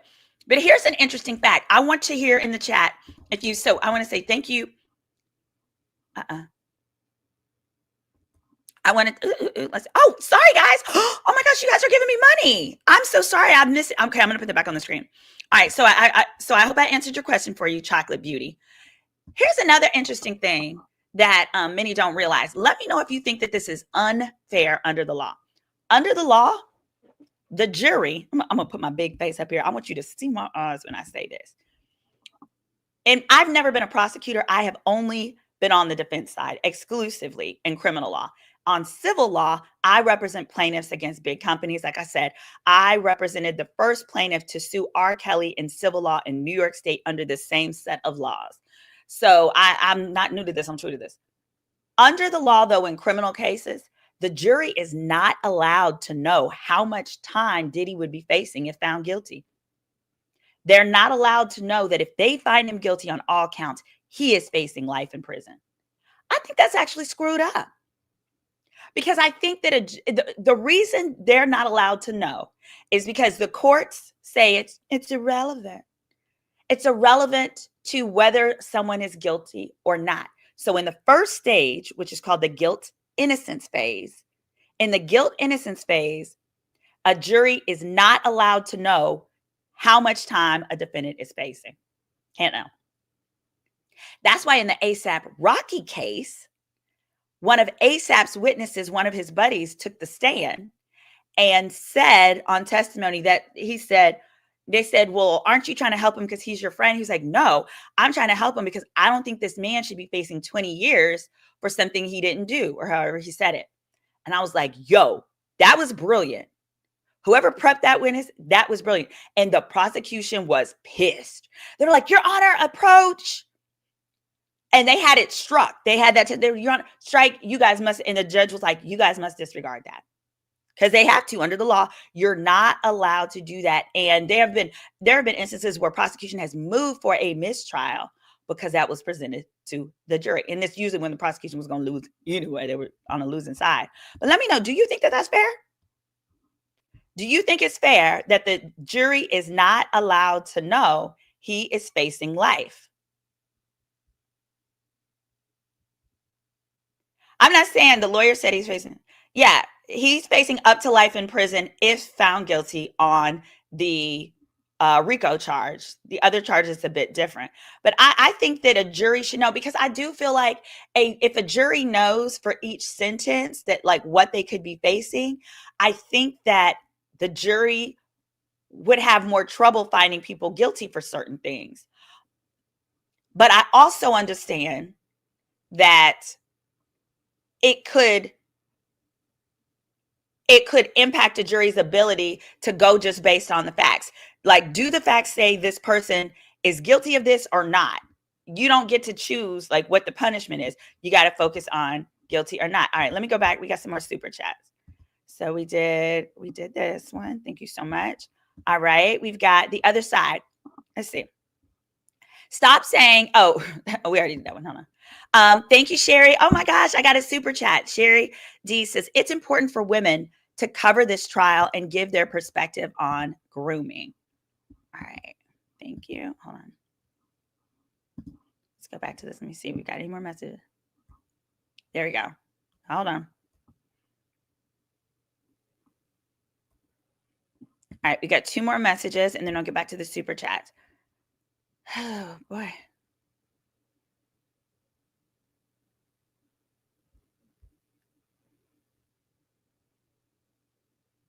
All right, so it says, okay, good. You can see it. Hold on, I'm going to pull this down just so people can see it larger.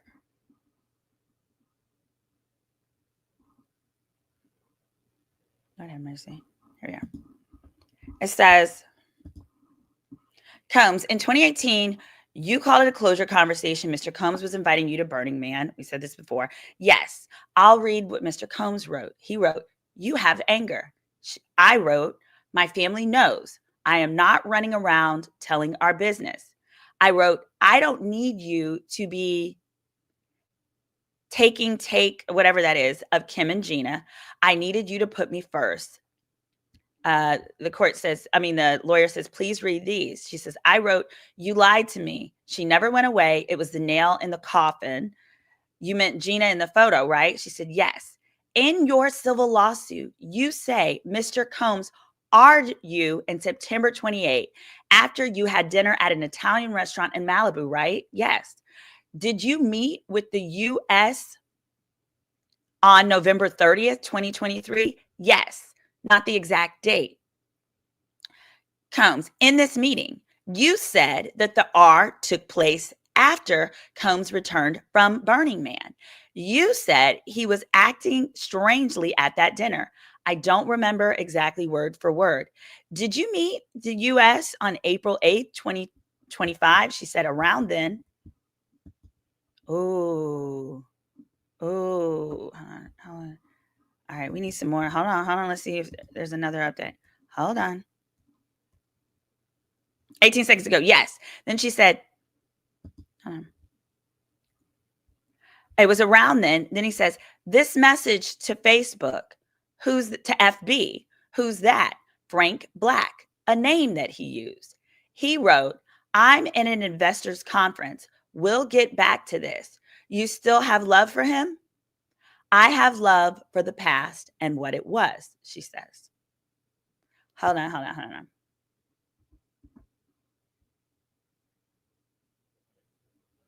Oh, this is a good legal note someone wrote below. Legal note, judge may have ruined the case against Combs by allowing Cassie's claim of R. Combs is not charged with R. Harvey Weinstein's jury conviction was overturned by the Court of Appeals because the judge allowed testimony of criminal accusations that were not part of the case. Here's the thing there. First of all, excellent. That's a very interesting point. But let me make this very clear. That ain't gonna work here. Why? Because the defense introduced the claim of R. Hold on. Let me just make sure that that's correct. Yeah. On both days. I'm gonna double check this would make it make sense. Yeah.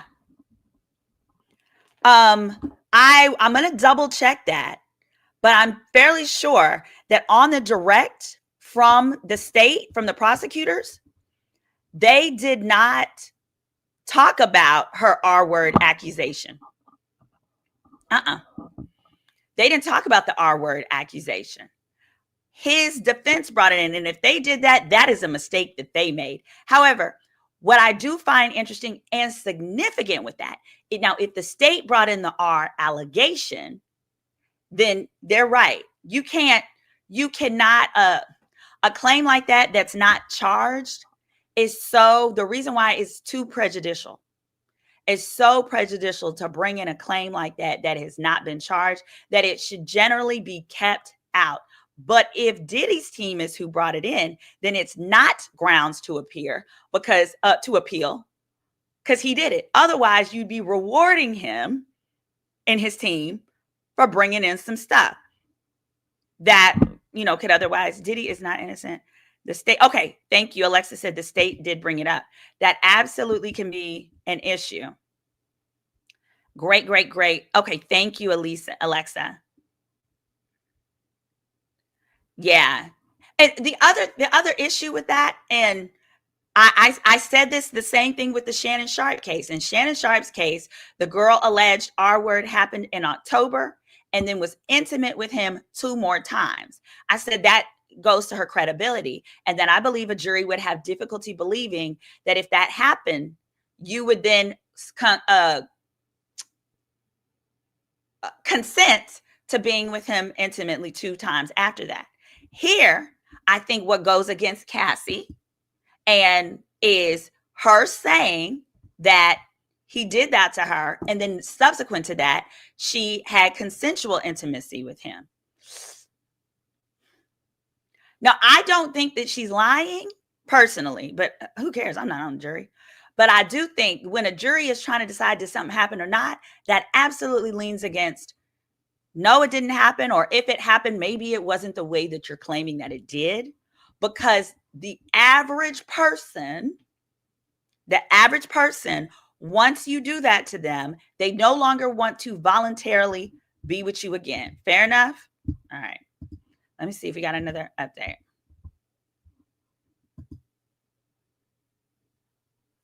Frank, why would he call himself Frank Black? He said, we'll get back to it. You got love for me. We'll get back to it. Huh? Let's see. Let me check this other. Let me go to all right. Then let's see what this is what the Associated Press is saying. It says 40 seconds ago. Make sure you can see it. Saying Cassie testified she broke up with Combs for good in August 2018 after she saw a photo of him with another woman that he'd been dating for the last few years of their decades-long relationship. I just don't trust anymore. That last shot put the nail in the coffin, she texted Combs, referring to the photo of Combs with a woman identified in court as Gina. I promised myself I wouldn't be with you anymore if you did that to me again, she wrote. You lied to me, and she never went away. Soon after, Cassie said, she started dating her now husband, Alex. In other words, Cassie felt like because he cheated on her and never stopped messing with Gina, that she was justified in beginning to date Alex, her personal trainer, despite the fact that, Diddy paid for him to be her trainer. Understandable. A lot of people fall in love with their personal trainer. That personal trainers be fine, boy. They be looking real good. All right, let me go back to Super Chats. Here we go. We've got, all right. Thank you, Sherry. Sherry says it's important for women to cover this trial and give their perspective on grooming because the general public is less aware of what grooming entails. I think the most significant, I also think if there's anything someone can take away from this trial is how much we as society got to prep our daughters as they're getting ready to go out into the world, off to college or wherever they're going to go, of what this kind of thing looks like, because he was so good to her in the beginning. So it made perfect sense. They're always super good to you, spoil you, love bomb you at first, and then they get to getting crazy with you. And Sherry, I'm gonna speak about Chris Brown, and I would love to hear your thoughts if you're still in the chat, since I see that you're over, it looks like in the UK. It says there are someone, thank you, oops, thank you, Daria, so much for the super chat. It says there are someone who don't understand X trafficking thought. Harriet was freeing the slaves through an there are someones who don't understand S trafficking who thought that Harriet was freeing the slaves through an underground railroad, through a truly underground railroad. I get what you're saying. She's like, some people just simply don't get it. Thanks, Daria. Jay and Jax, yes, she set up the freak offs because okay, we answered that one already. Hold on. Thank you so much. Thank you. We got Sherry. All right. While we are waiting, hold on. Let's see.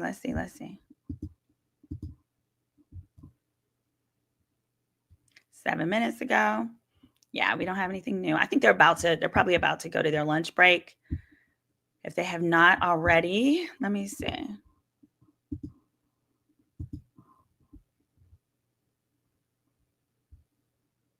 Let me just triple check with the I like the Washington Post. Y'all, what websites? Washington Post. Have y'all liked? Y'all, so okay, let's go over Diddy. Hold on. Let's go over the bombshells of the day. Cause child, here we go. Got some live updates. Let's see what we got here. Okay, we got a minute to go. I'm about to go ahead and join so these people can stop popping up on my page. All right. So according to the Washington Post, a minute ago, the defense is asking Ventura about a weedy series of dates, texts, and meetings with prosecutors. Hold on. Before we get to that, I'm going to just repeat this part. All right, we've returned to court and are picking up with an exchange of text message between Sean and Cassie. Previously on direct, Cassie testified that in text messages, she wanted to tell Combs that she did not want to participate in FOs, but was afraid he would be upset. I don't know that that's okay. Yeah, well, that happens. The defense is bringing up text messages from around the period where Ventura asked to have FOs with a girl.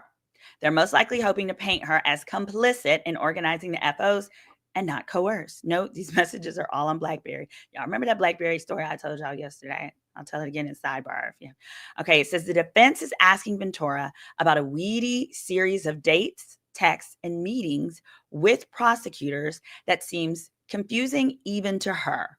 There had been multiple objections and a sidebar, and little coherent testimony. The defense is currently bouncing between an incident in 2018 where Cassie claimed Sean's R-worded her in Malibu and her account of that incident to federal prosecutors in 2023 after she filed her lawsuit against him. The defense has also asked her to recall meetings with prosecutors in 2025. Let me tell you, this timeline is significant that they've referenced. I want to make sure I pull it back up.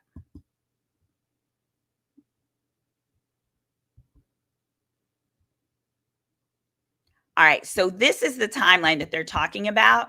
Earlier in this live, if you missed it, it was within the first hour, and I'll try to go back and do like some timestamps. It's hard. I got a lot going on in my world.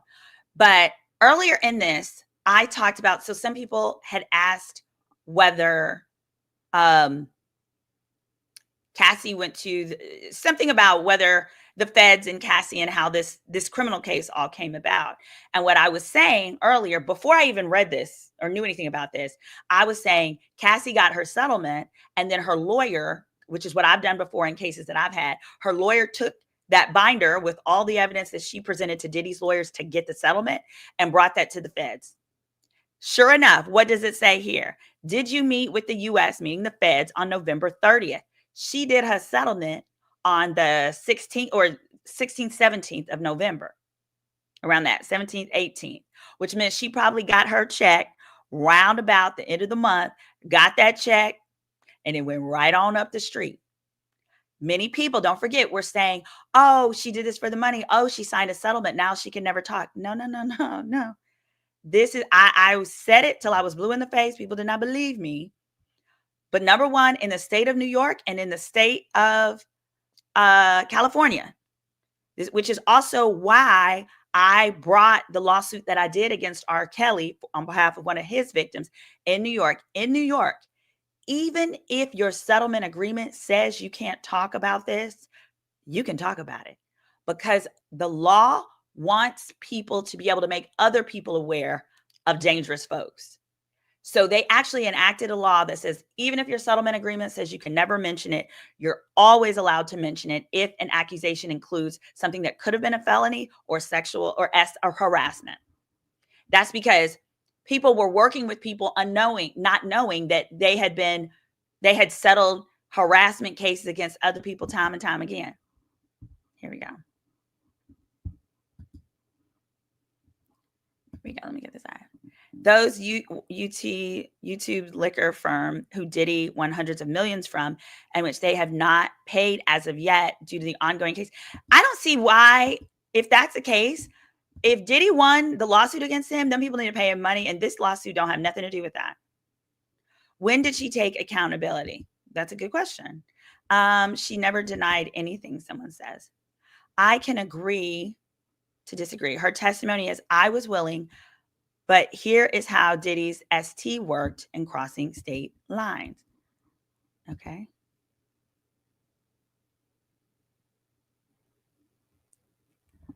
Okay, hold on.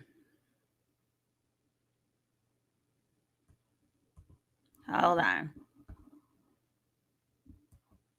We're waiting to see, are they on break or here we go.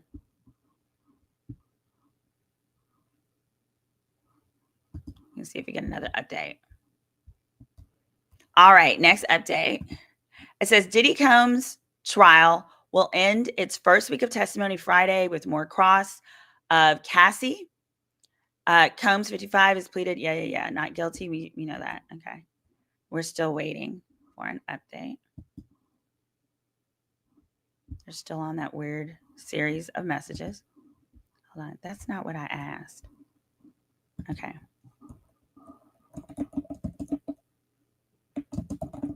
Hold on. Prove.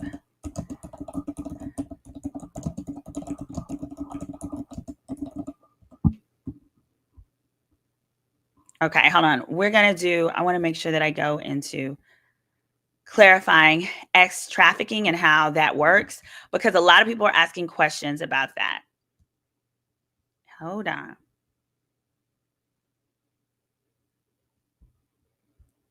Oh yeah, this is important. Hold on, it's coming up.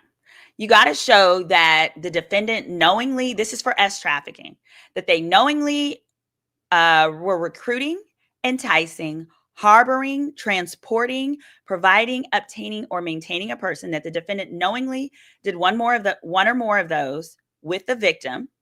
And this can include by using social media, offering jobs, or even giving rides, that they knowingly recruited, enticed, harbored, transported, provided, or obtaining a person, that the act was done for commercial S, meaning the defendant's actions were for the purpose of causing the person to engage in commercial S, meaning they received anything of value. It could be money. It could be a record deal. It could be the promise that your album is going to be released.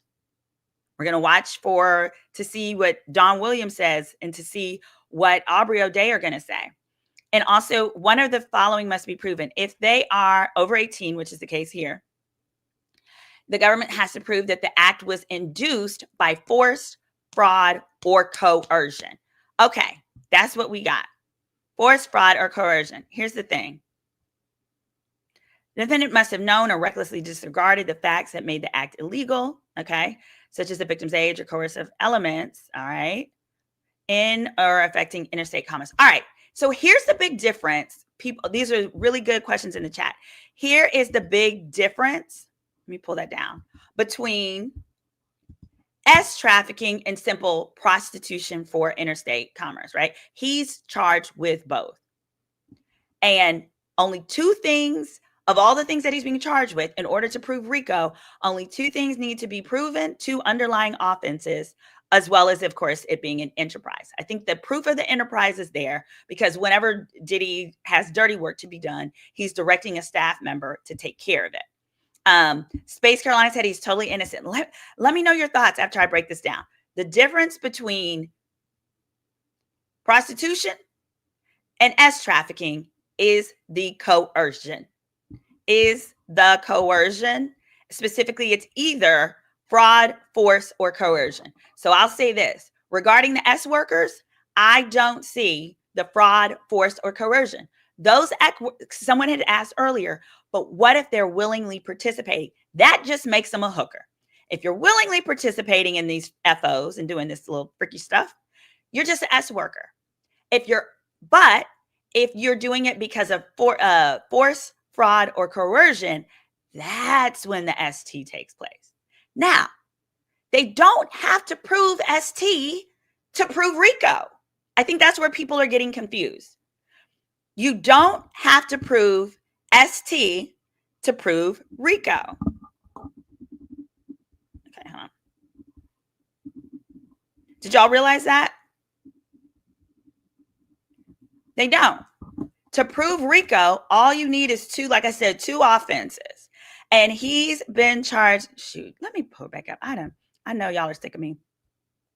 But he's charged with a plethora of things that include transportation for prostitutas, ST, RICO, but also obstruction of justice, and then the coercion and the fraud, those elements. Here we go. Let's see what updates we got now. Let's see.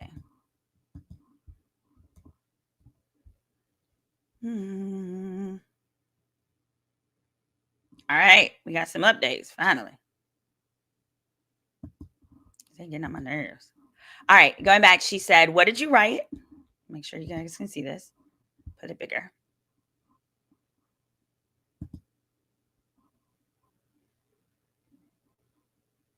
Hold on. All right, he says, what did you write? She wrote, I've stopped even caring, but did you care? Yeah. So he said, you could date other people. Let's just talk about it, correct? Hold on. Wait. No. Let me go up more. All right, let me just make sure you guys got the context. So we'll start here. The Facebook this message was to FB. Who is that? Frank Black, a name that he used. He wrote, I'm in an investors conference. We'll get back to this. You still have love for him? She's asked. She says, I have love. Oh, the question is, as of today, do you still have love for him? She says, I have love for the past and what it was. After yet another sidebar, Combs' lawyer says, you wrote, I didn't mean to be a B. I just don't get the time. He writes, just need you to be positive, correct? She says, yes. Then exhibit 1309. This is about a yoga instructor. She says, yes. What did you write? I wrote, I've stopped even caring. But did you care? Yeah. So he said, you could date other people. Let's just talk about it, correct? She said, yes. What did you write? I wrote, I do love you. I would just prefer not being one of your girlfriends. Let's get up tomorrow night. I'll do studio from 6 to 9. He writes, can I hold you? Or are you just going to break up with me? Oh, it was a love affair, guys. It was a love affair. Can I hold you? Or are you just going to break up with me? I say stuff like that when I be trying to gaslight. Can I hold you? Are you just going to break up with me? Y'all. Can I hold you? Are you just going to break up with me? Don't break up with me. I need you. Cassie hasn't named any celebrity in the FO. Oh, yeah, no celebrities in the FO. Brand is a bit ignorant. Cassie is, somebody said throw him under down. Ooh. Paying for S isn't a felony.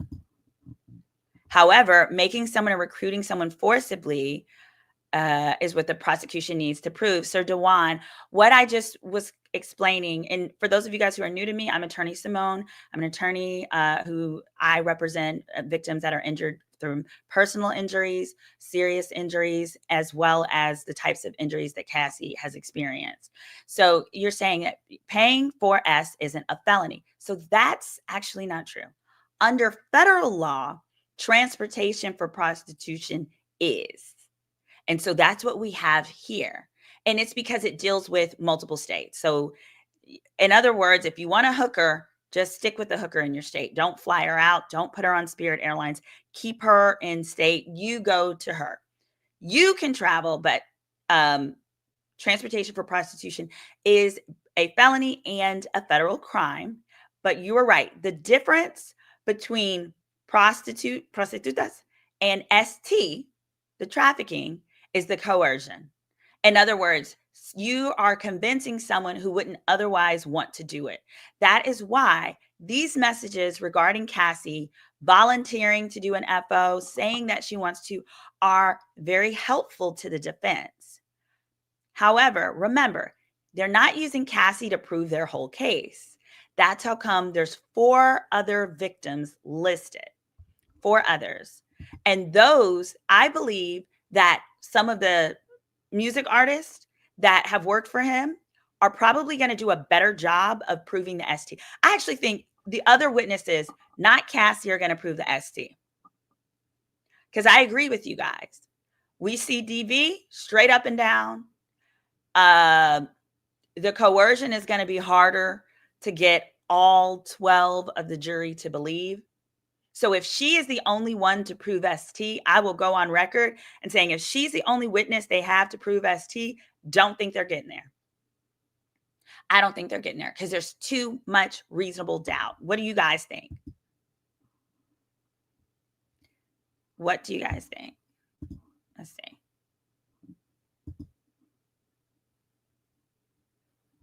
Yeah, we're waiting on an update. The last text is he writes, "Can I hold you or are you just going to break up with me?" Again, remember, this is when he had just found out that, this is when Gina posted online a photo of the two of them clearly in bed, him clearly kissing her. And see, Gina would do these things on purpose to let the other women in his world know that she's there and that they're together. And these girls would get riled up every time.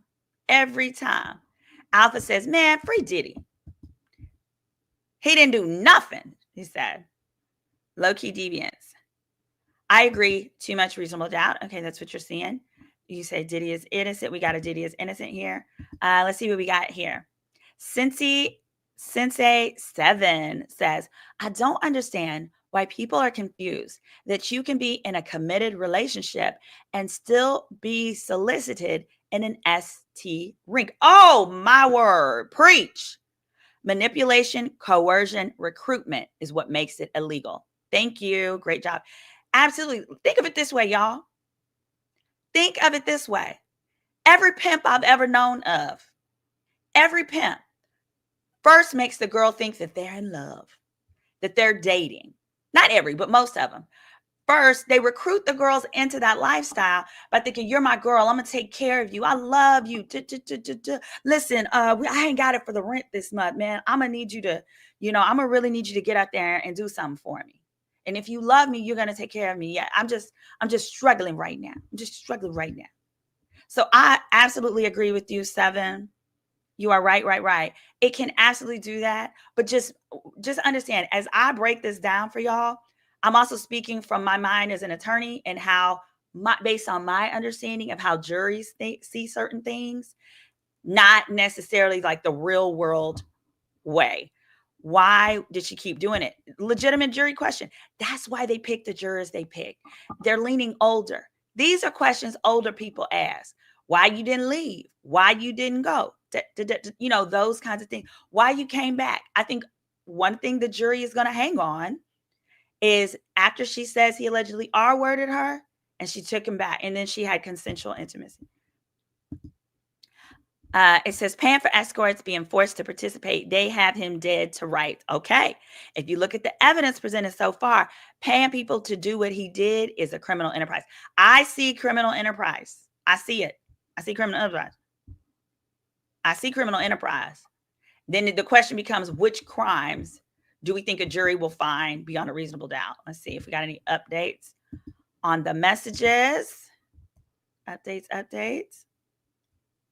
All right.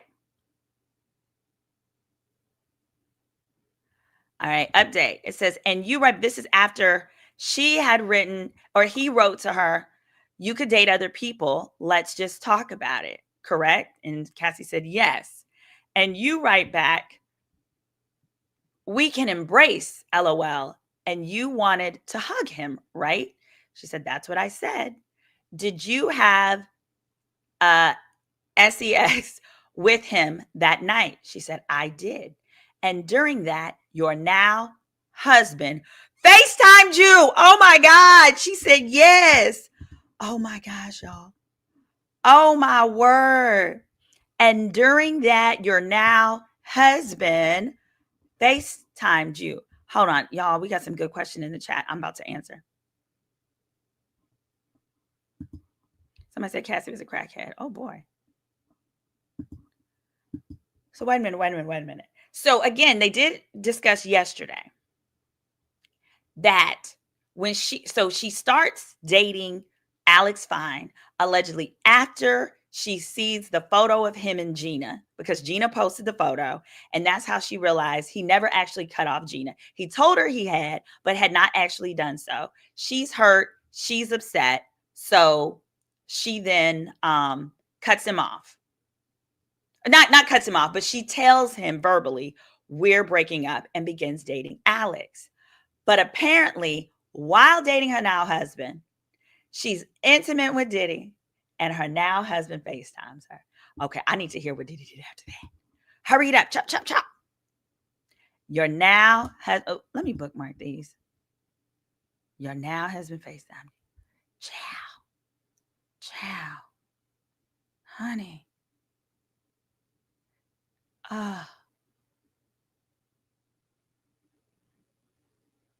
on.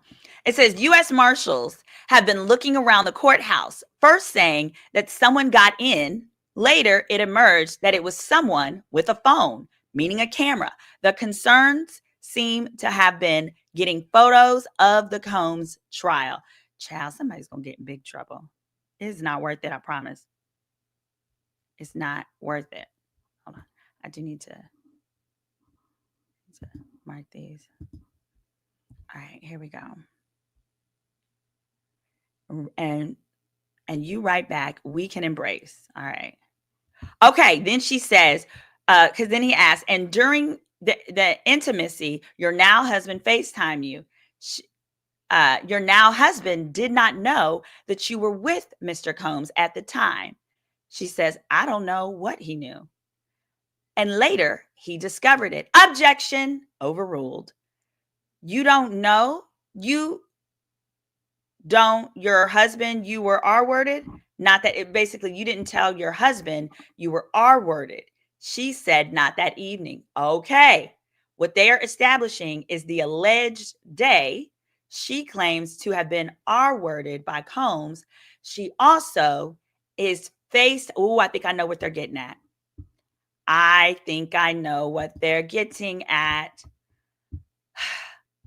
Oh, okay. Let me see if we got another update on this. That was a minute ago. Now, mind you, the husband is not in court right now. There's a legal reason for that. So here is the reason why this is the legal reason. Repeat it, tell your friends at brunch or whatever. This is the true legal reason why her husband is not in the court. Because some people are like, that's not right or whatever. It's totally right. It's because under the law, if someone is listed as a witness, they are not allowed to hear testimony of other witnesses for good reason, because we don't want the concern that someone is going to change their testimony based on the testimony that they've heard from someone else. So that is why her husband can't be in the courtroom. It's not because, Diddy said no or anything like that. Diddy did not do any of that. Diddy, I'm sure, don't care.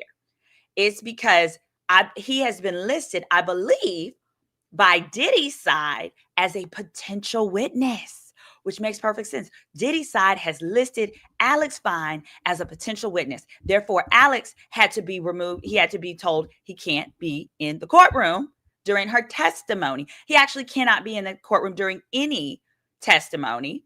They let him in like a little bit. I think that's when they were he could be there for like jury selection, that kind of thing. That's when they were doing like administrative type things. But yeah, let me know if you knew about that law. Let me know if you knew about that law. But here's the thing. I think this is what they're trying to establish. That perhaps, y'all have seen this happen. This has happened before in real life. That perhaps Cassie wasn't telling the truth about the R word. And that perhaps she claimed that it was R word because she didn't want her husband to find out that she was consensually having it with Diddy while they were together and while she was supposed to be exclusive with her husband. That's good lawyering. That's good lawyering. They need to hammer that in. So I'm going to see a follow-up. They need to hammer it in, make it real clear. There should be no doubt that what they're getting at. They need to ask her, isn't it true that you said it was this because you didn't want your husband to know you consensually cheated on him? You got to say the words. Nail her in there. Get her. Sorry, I'm not saying it like get the victim. That's not what I'm saying. I'm saying from the legal perspective of the strategy of cross-examination. You're going to, and you can do it nicely. They got to continue to do it nice because she's 8 months pregnant. Don't want her to pop. You don't want to come off as a jerk. Does that make sense? Are y'all following me? He can't hear the testimony from the point he entered the timeline picture, basically. Diddy gave her everything she wanted. It was fraud because they hired the male dancer, but acted on X hiring under false premises. Oh, I see what you're talking about. You're talking about something else. Dang it. Hold on. There was one that I was trying to save and make sure that I addressed. All right. Oh, man. So y'all see, so what Diddy's lawyers are trying to establish is she wasn't telling the truth about the R word. She just called it that because she didn't want to be caught being consensually intimate with Diddy while she's now supposed to be exclusive with her husband. I think it's a good little question to put in the jury's mind. What y'all think? Let me know in the chat. I see what they're doing there. And I see why they're saying they wanted more time. I see why they're saying they wanted more time. Over there, it is 12:30 over there. So they should be cutting for lunch any time now. And it feels like they're just cooking. They're cooking. And what happens is after the defense rests, the prosecutor is going to want to come back and do what's called redirect, because they're going to want to give her a chance to clarify, correct, or it's called rehabilitate the witness. They're going to want to be able to do any of that. Y'all, I don't know. That was a tough one. Here, what we got? It says, thank you. We got this one before. Oh, no, we got a new one. Thank you, Jay and Jax, $5. Diddy suing Cassie for defamation for $20 million now. Not true about the G word. Let me tell you, if one thing I am in part a defamation expert. Child, I got somebody trying to sue me for defamation right now. If you watch my videos on the Jennifer Williams and Christian Gold alleged scam, he would love to sue me for defamation anyway, any day now. Here's the thing many don't realize. It's very difficult to sue someone for defamation based on an allegation that they made in a lawsuit. There's actually an immunity for that. The reason why is because otherwise big companies would sue little guys all the time for defamation because they simply didn't like the allegations in the lawsuit. So really the only way you can get someone for defamation. It has to be super clear that it was a knowing lie, that it was done with malicious intent, blah, blah, blah, blah. That's how come in the Jay-Z lawsuit where Jay-Z was suing Tony Busby and his client for defamation, at one point, he had dropped Busby from one of the lawsuits, I believe, and just no. It was the opposite. He went after Busby because Busby didn't allegedly do his due diligence before bringing the case. That was the Alabama case. But it is really, really hard. And in fact, in Jay-Z's California lawsuit, where he was trying to sue both the woman that made the allegations and Busby, the judge basically said, you don't have enough proof right now that this is going to surpass the immunity that you get for defamation, basically. All right. This is a good one. Let me see. Do we got another update? You didn't tell your husband you were R-worded. Not that evening. After Miss Porter's memorial service, this was in 2018 or 18. Yeah. You wrote to him that you were going home. Why had he called Kim his soulmate? What was the T1 years all about? Yes, that was hurtful, she said at the time. In other words, oh, that's right. They're talking about after Kim had passed, he said, Kim Porter was my soulmate. So she sends him a text message that says, after the service, it sends him a text message that said, why did you call Kim your soulmate? And then says, what was the 11 years all about? As in, I was with you for 11 years. She said, yeah, that was hurtful at the time. Yes. They asked her, and after that memorial service, you never saw Mr. Combs again, right? She says, I did not. He let you go, right? She said, I never saw him again. I don't know about letting me go. You got married to the love of your life, right? And I'm sure she's going to say, yes. I don't know. So in other words, I just realized that. So she's there at the homegoing memorial service. She's there at the memorial service with him. Can you imagine sitting there at a memorial service and the man that you're with is telling the world that the dead lady is his soulmate? But the truth, hey, I can't feel too bad for her because there was evidence. Isn't she at this point? She shouldn't have been surprised, right? He wouldn't marry her for a reason. He didn't marry Kim for a reason. But it says, what's the timeline? The year of the text. Hold on one second. This is right after the memorial happened. Let me pull it up.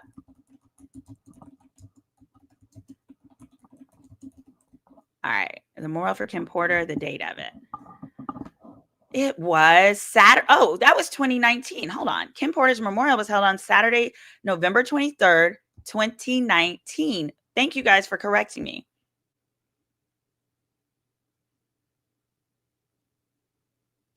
Thank you. That was 2019. Why are you worried about what he got going on in 2019? Yeah, she did. She was pregnant when she married her husband, and she married her husband in 2019. Yeah. Imagine a world where you break your soulmate's face. Child, I don't want that word. Why is she bothered? Wasn't she with Alex? That's what they're trying to establish. Special Kelly, that is exactly what they're trying to establish. So here's the bombshell that was just dropped. All right, judge break. It says 2 minutes ago.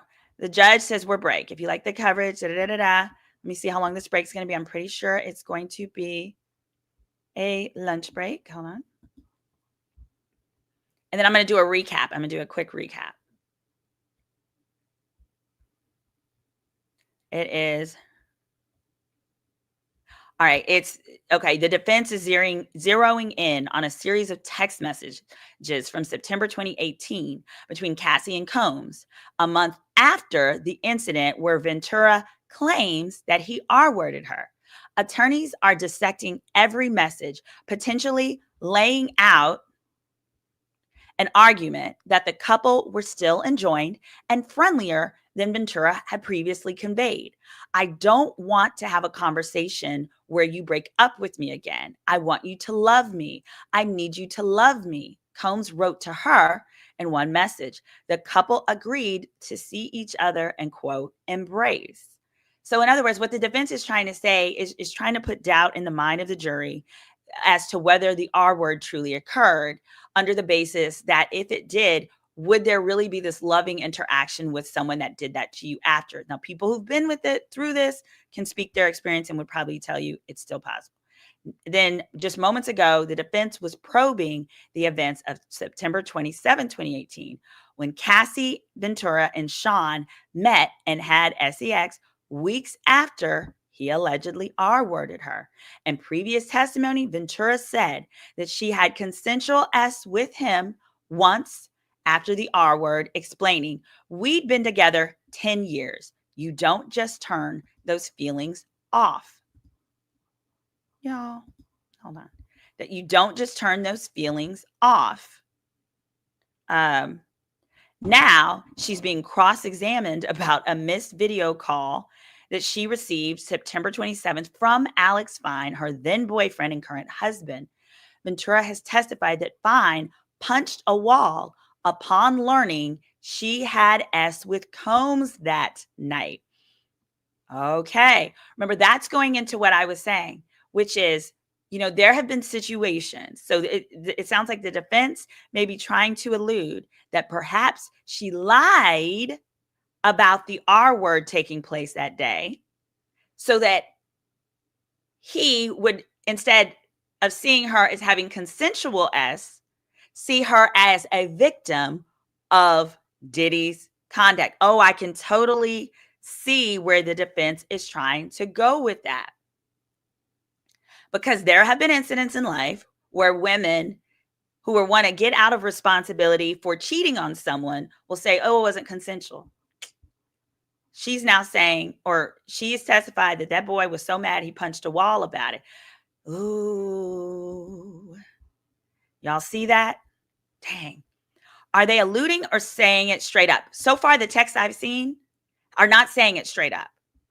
But I do think that even if they're going to allude to it, they got to bring that home better. Now, with Inner City Press, there's only but so much like he can capture verbatim before it's time to tweet.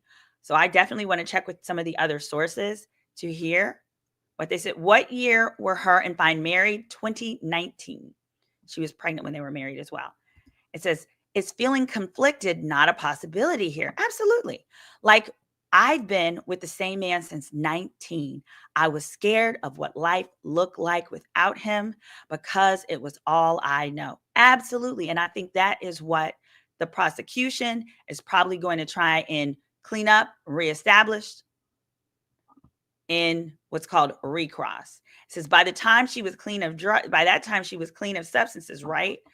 No, that was 19. So she was still suffering. She didn't go to rehab till early 2023. So yeah, Alex, come on, bro. You're a simp who married Puff's side chick. Ooh, Willie Sweet Wonky Joe. Dang. Says Kim. Oh, thank you. Kim died November of 18. She married Alex. Are we sure it was 8 of 18 and not 9? Hold on. Let me see the marriage date. Hold on. Thank you. When did Cassie get married? I see it says Cassie married August 28th of 2019. And then, so it's showing that Cassie married in August of 19 and Kim's memorial was November of 19. So, yeah, that's what we've got on that one. Let me see. Is there another update? Please, please, please, please. All right, let me just see. I'll make sure I didn't miss any others. All right. Punched a, dang, he was so mad he punched a wall when he found out that old girl did it with him. I wonder how he found out. I wonder if she straight up told him or if she was scared. Child. So yeah, they haven't said it straight up, but I wonder if they are alluding. Yeah, that happened because of. All right, so here are the bombshells. Let me go ahead and start. I'm going to recap the bombshells. Yeah. Oh, Kim passed in 18, 11/15. Thank you. What the hell? What the hell? What the hell? Hold on. Let me see. When did Kim Porter pass? Because one thing is for sure, they didn't wait no year to have a memorial. All right, hold on 1 second. Ask ChatGPT. Let's see if they're going to be accurate. And then we want to ask, when did Cassie Ventura marry? Yes, you are right. It was 18. Thank you. Thank you. Thank you. Thank you. Yes, it was November 15th. Thank you. 2018. Okay, which makes more sense because they talked about the relationship in her lawsuit. She talked about the relationship ending in 18. And notice that means that for all the domestic stuff, statute of limitations was 5 years. So that would have expired. Oh, wait a minute. Hold up.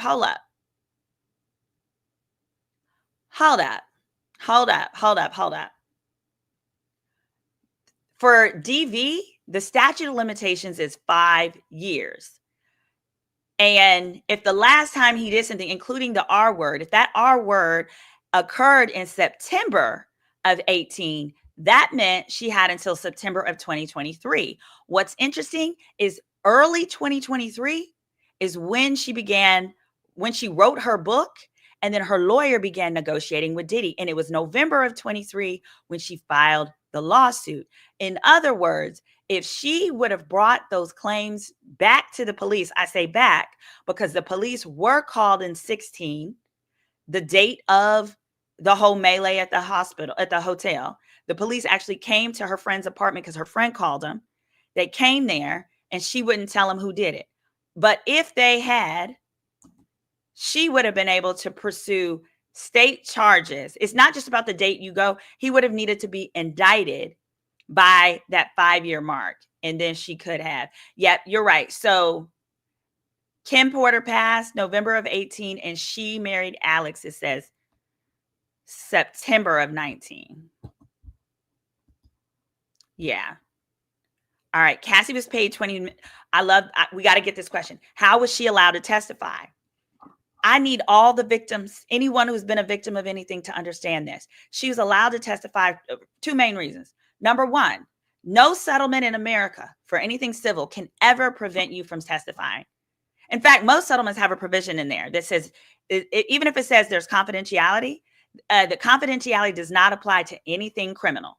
Second of all, even if she had not voluntarily, if they had subpoenaed her, you have to come and you have to tell the truth, subpoenaed, even if you get a settlement. But most importantly, and I said this earlier in the stream, New York, California have a law that says, even if in your settlement, in your civil settlement for something, if that something is a felony or it includes an allegation of harassment, even if it says you can't talk about it, you can, because the law wants you to be able to warn other people against this person's behavior. So I'm glad that you I'm glad you asked about that. Someone also has asked, how is Diddy profiting in order for it to be an enterprise? You don't have to profit for it to be an enterprise. So yeah, you don't have to profit. That's an incorrect statement. Let me clarify that. Let me make sure I go to the elements. All right. For an enterprise to exist, it has to have structure, a common purpose, and like longevity, which is sufficient to pursue whatever the purpose is. So if the purpose is to build up Diddy's brand and his name and everyone think Diddy is great, that's sufficient. All right. Then it needs to in order for it to be racketeering, you have to have the predicate acts. There just has to be an agreement for people to participate. The government doesn't have to prove that the defendant personally committed any of the acts, just that they knew the general nature of the enterprise, as well as the conspiracy. But there is no element that they profit from the enterprise. The enterprise can make no doggone money, but it's that the enterprise gets together for a purpose where they pursue illegal activities. So I think you might be thinking about, particularly like the mafia, they obviously are making money from the drugs, but you don't have to profit from it. Also, arguably, see, part of the reason the indictment lists Bad Boy and all those entities is because arguably the conduct that he does continues to build his brand, protect his name, protect his image. So, for example, the obstruction of justice, getting rid of the tape, that was obstruction of justice.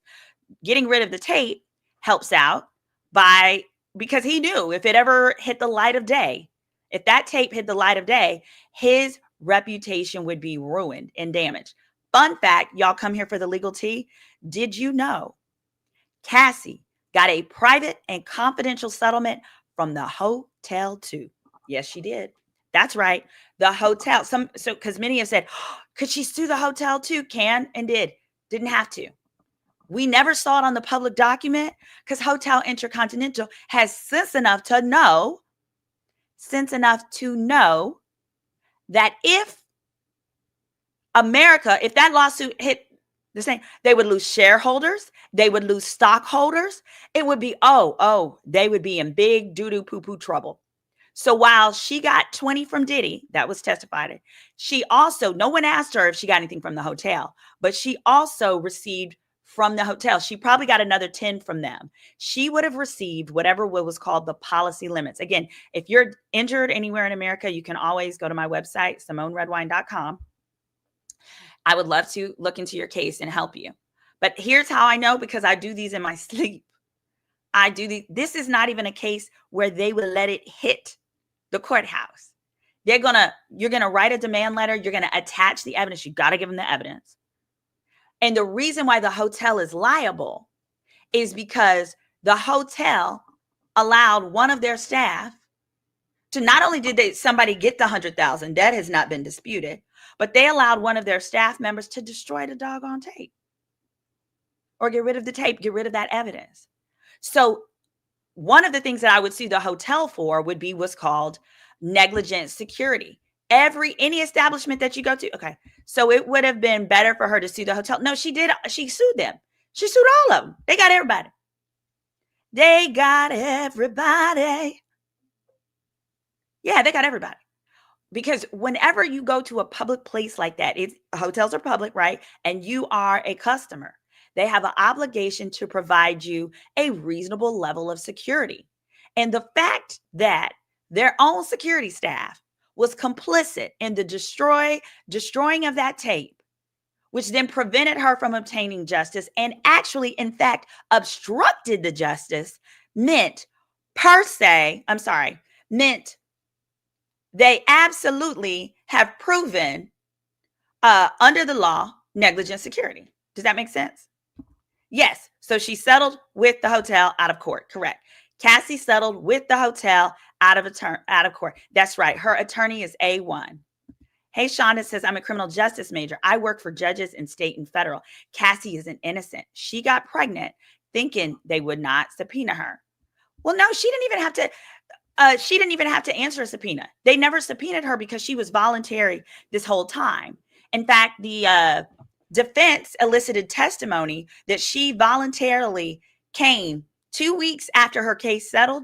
Her case settled around November 18th. Her and her lawyer came and sat down with the feds November 30th. So they didn't have to subpoena her. She came there, but it says, but also you can be subpoenaed pregnant, girl. You can be subpoenaed pregnant. That's also why they had Cassie go first, I'm sure, is to make sure that they got her out of the way before the pregnancy. And now that we're thinking about it, you guys, I bet you anything, that was a large part of why the judge would not postpone this trial.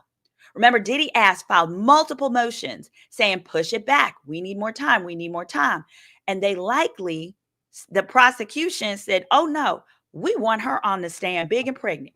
Put that belly up there. Let me see put that belly up there. We want her big and pregnant because it makes her more sympathetic. And we want her out the way first, so there's no risk that she's going to go into labor or have labor complications or be unavailable for trial. I bet you anything, that was a large part of why they said, no, we're not pushing this thing back. That's not fair to Diddy. It's not fair to Diddy at all. Heck, I'm not the lady saying she's studying criminal justice.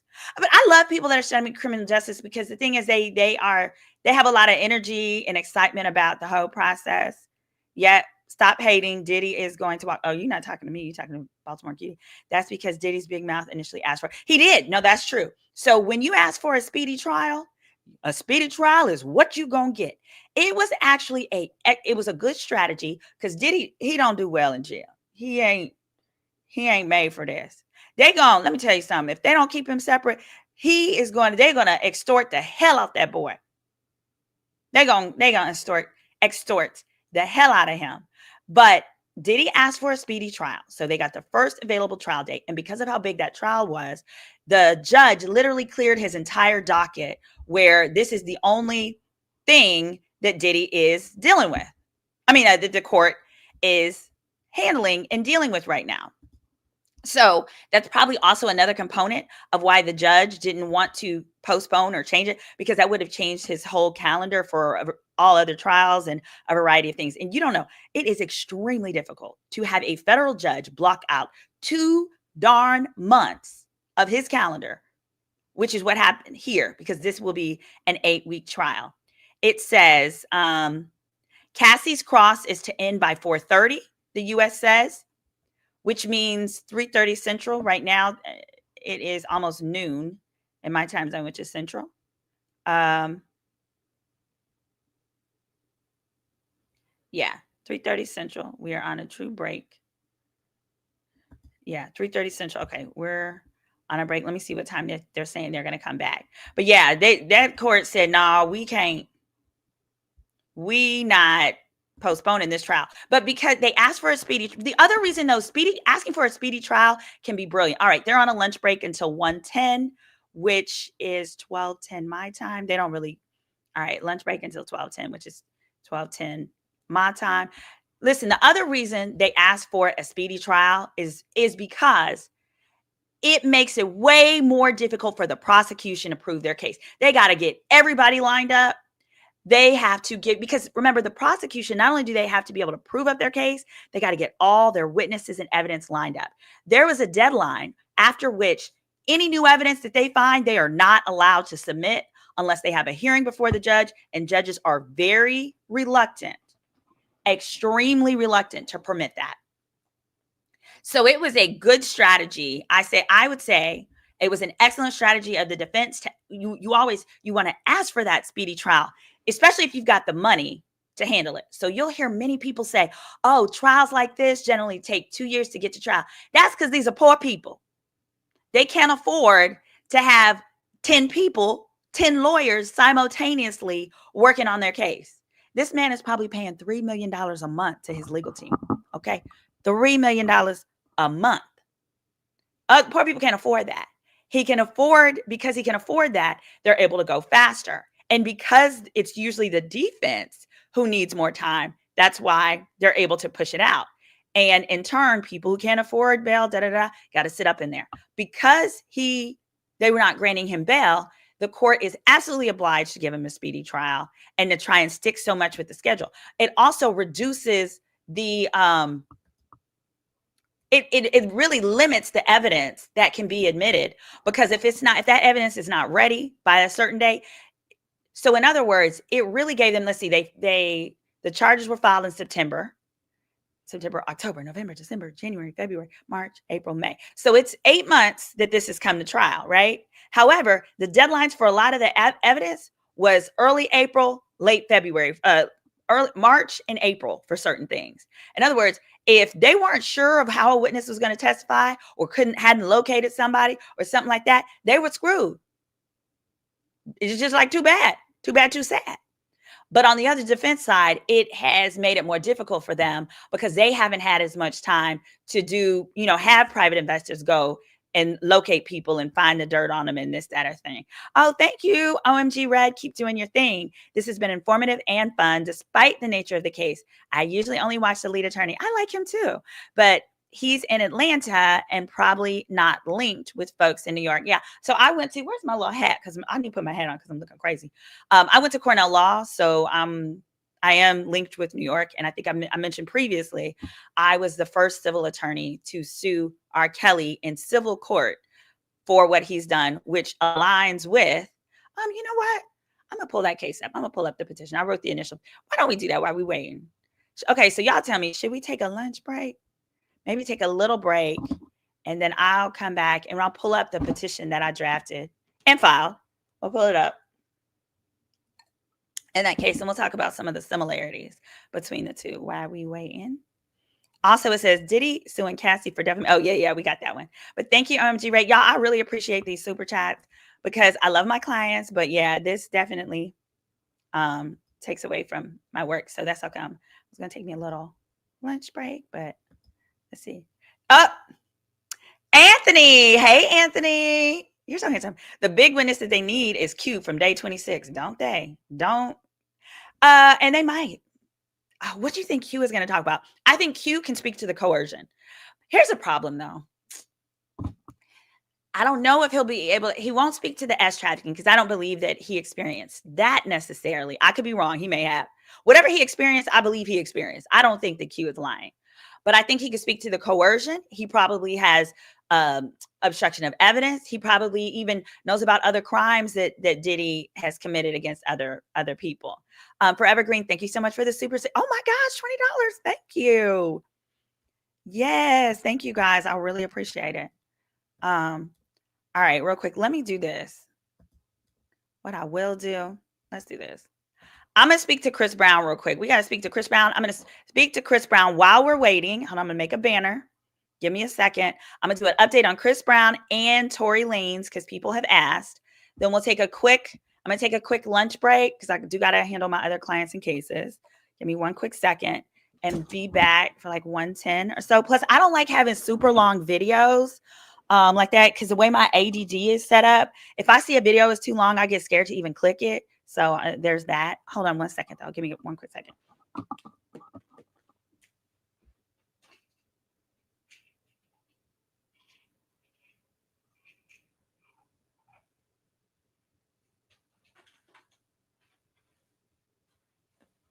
All right. Whoop.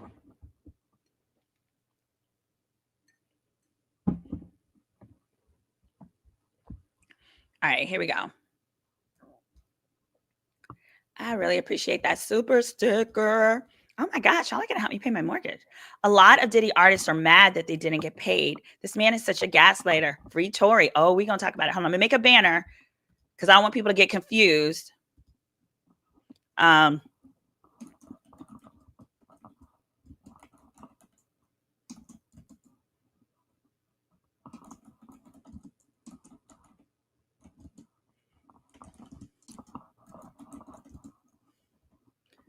right.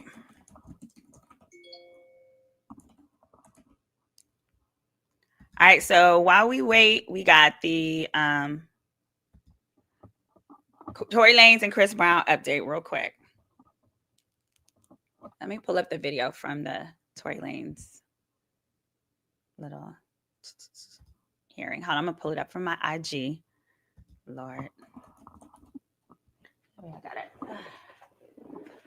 Hate what makes it do that. So yeah, Tory Lanez. So basically, Tory Lanez is back in the news. It's alleged that there is new evidence that will exonerate him. So I'm gonna bring that up. Here we go. Let's see. I want you to see what I'm talking about. It's always better that way. That way you can see. We can all see what we're talking about. And we already know. So we already know that Tory Lanez was stabbed. So that is not in prison 14 times. Bless his heart. I don't wish that on anybody. Yes, he's supposed to serve his time, but I don't believe when it's something like that where, you got a set time, which is the 10 years, that doesn't mean that you deserve, capital punishment, that you deserve to be completely ended. That's not okay. That's not okay. I wonder if he was being extorted, or I wonder if he popped off at the wrong. To my knowledge, he's not in a gang. So there is that. Here we go. Hold on. So I'm trying to pull up. Here we are. The Tory Lanez. Here we are. Clip. This child. This poor man. His poor family. They've really been trying. And then, of course, there's DDG. Let's see. Where did I think it was on onsite. Hold on. If someone has a clip, feel free to. If someone has a clip, feel free to drop it in the chat. Onsite. Hold on. Here we go. I'm pulling up the clip of Tory Lanez, the new evidence that allegedly has come out. Here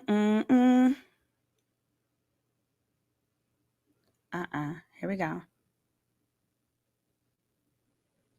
Let me see. Come on with it. Oh, and you guys, also, I did a video on Smokey Robinson.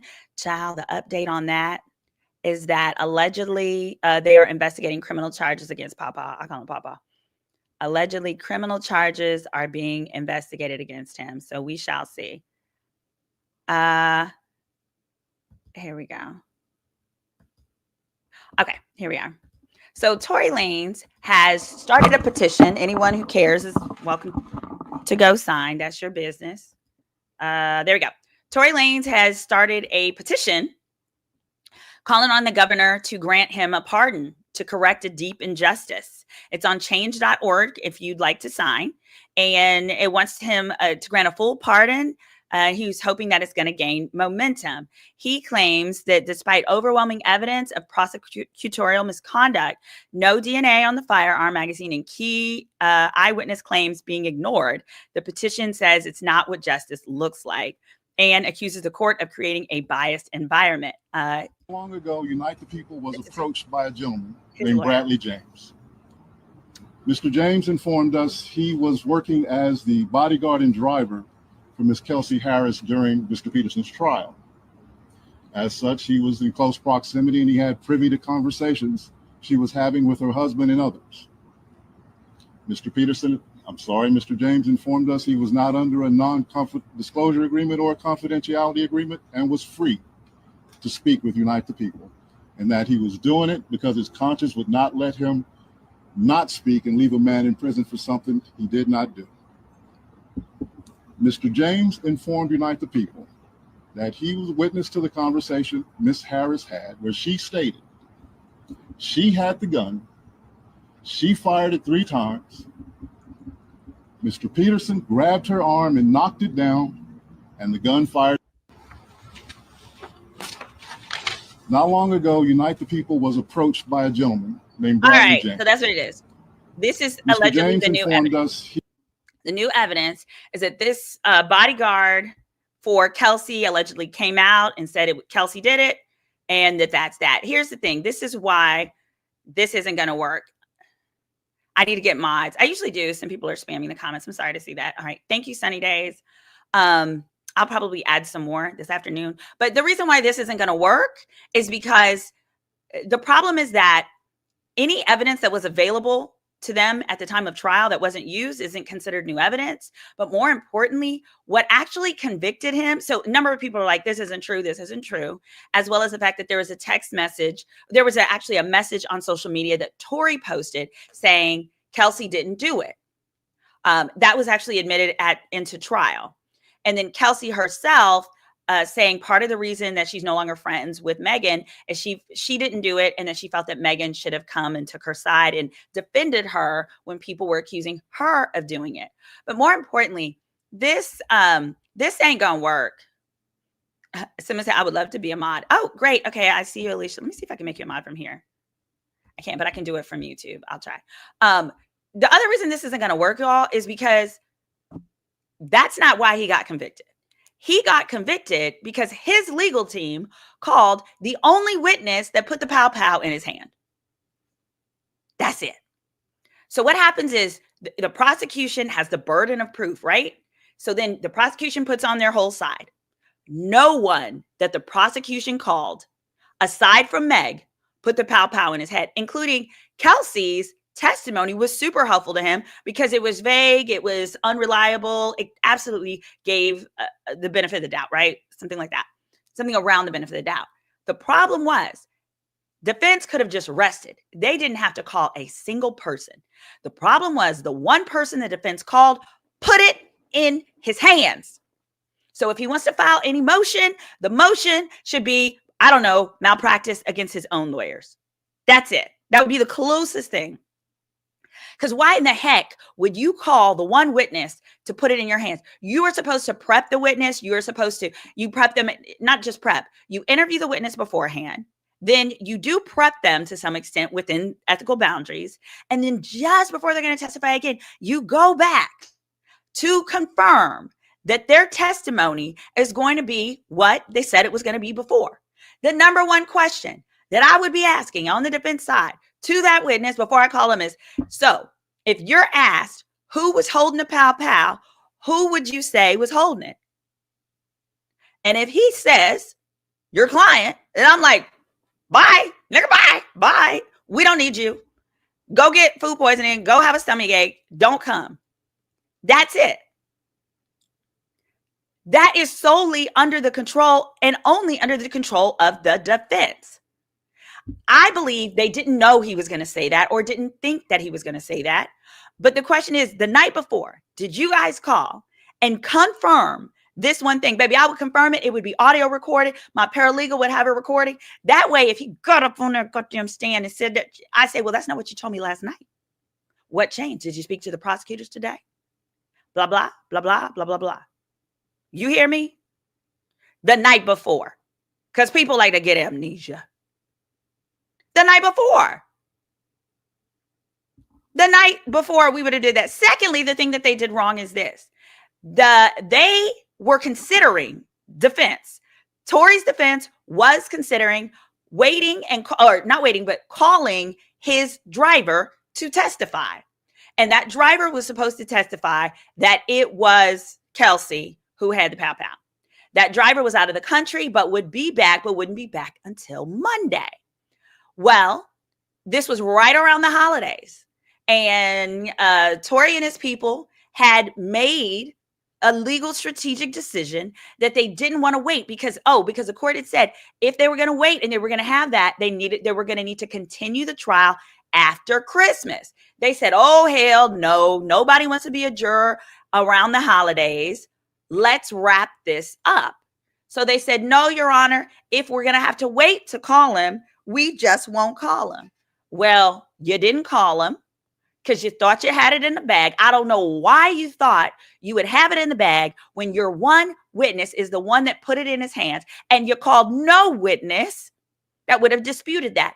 I don't care if you had to wait for Harriet Tubman to come back and get these Black Trump supporters, okay? You should have waited. Wait for Harriet to come back and get the Blacks for Trump. You should have waited to call the only other person that is even somewhat neutral, the driver, to put the pow pow in anybody else's hands but Tory's. They didn't do it. They didn't do it. Whose DNA was on the gun? Here's the thing. The DNA for the gun is said inconclusive. Inconclusive. And the defense did bring that out in trial. So that's not a surprise. Inconclusive, which in other words, it wasn't Tory's or it was inconclusive. Inconclusive can also mean that there's not enough, like there wasn't enough to test. I don't care. Get them Blacks for Trump. And if you're going to come get the Blacks for Trump, you need to get them and don't take them up yonder. You need to take them back down to hell, which I know you're not there, but I think you could walk up to them gates and Jesus will take whoever you bring with. Tory, that's right. Tory's DNA was not on the gun. That is for the defense, the significance of the DNA. Someone said, I'm a live private investigator. Oh, send me an email, Herc. My email is attorneysimone@gmail.com. attorneysimone@gmail.com. I would love to possibly work with you. Yes. Look me up. Also, you can go to my website, SimoneRedwine.com. So I'm sorry, guys, for those who feel like free Tory. I hear you. I hear your words. Yes, they did. It's not a matter of that. The DNA was inconclusive. Let me just confirm. Hold on. It's on the gun in Tory Lane's trial. Yeah, his was not on it and it was inconclusive. So in other words, okay, hold on. Yeah, experts testified no DNA on Pow Pow magazine. Hold on, I'm going to share this with you. Yeah, Back then, they testified no DNA on the magazine. In other words, it wasn't Tory's. That's good enough.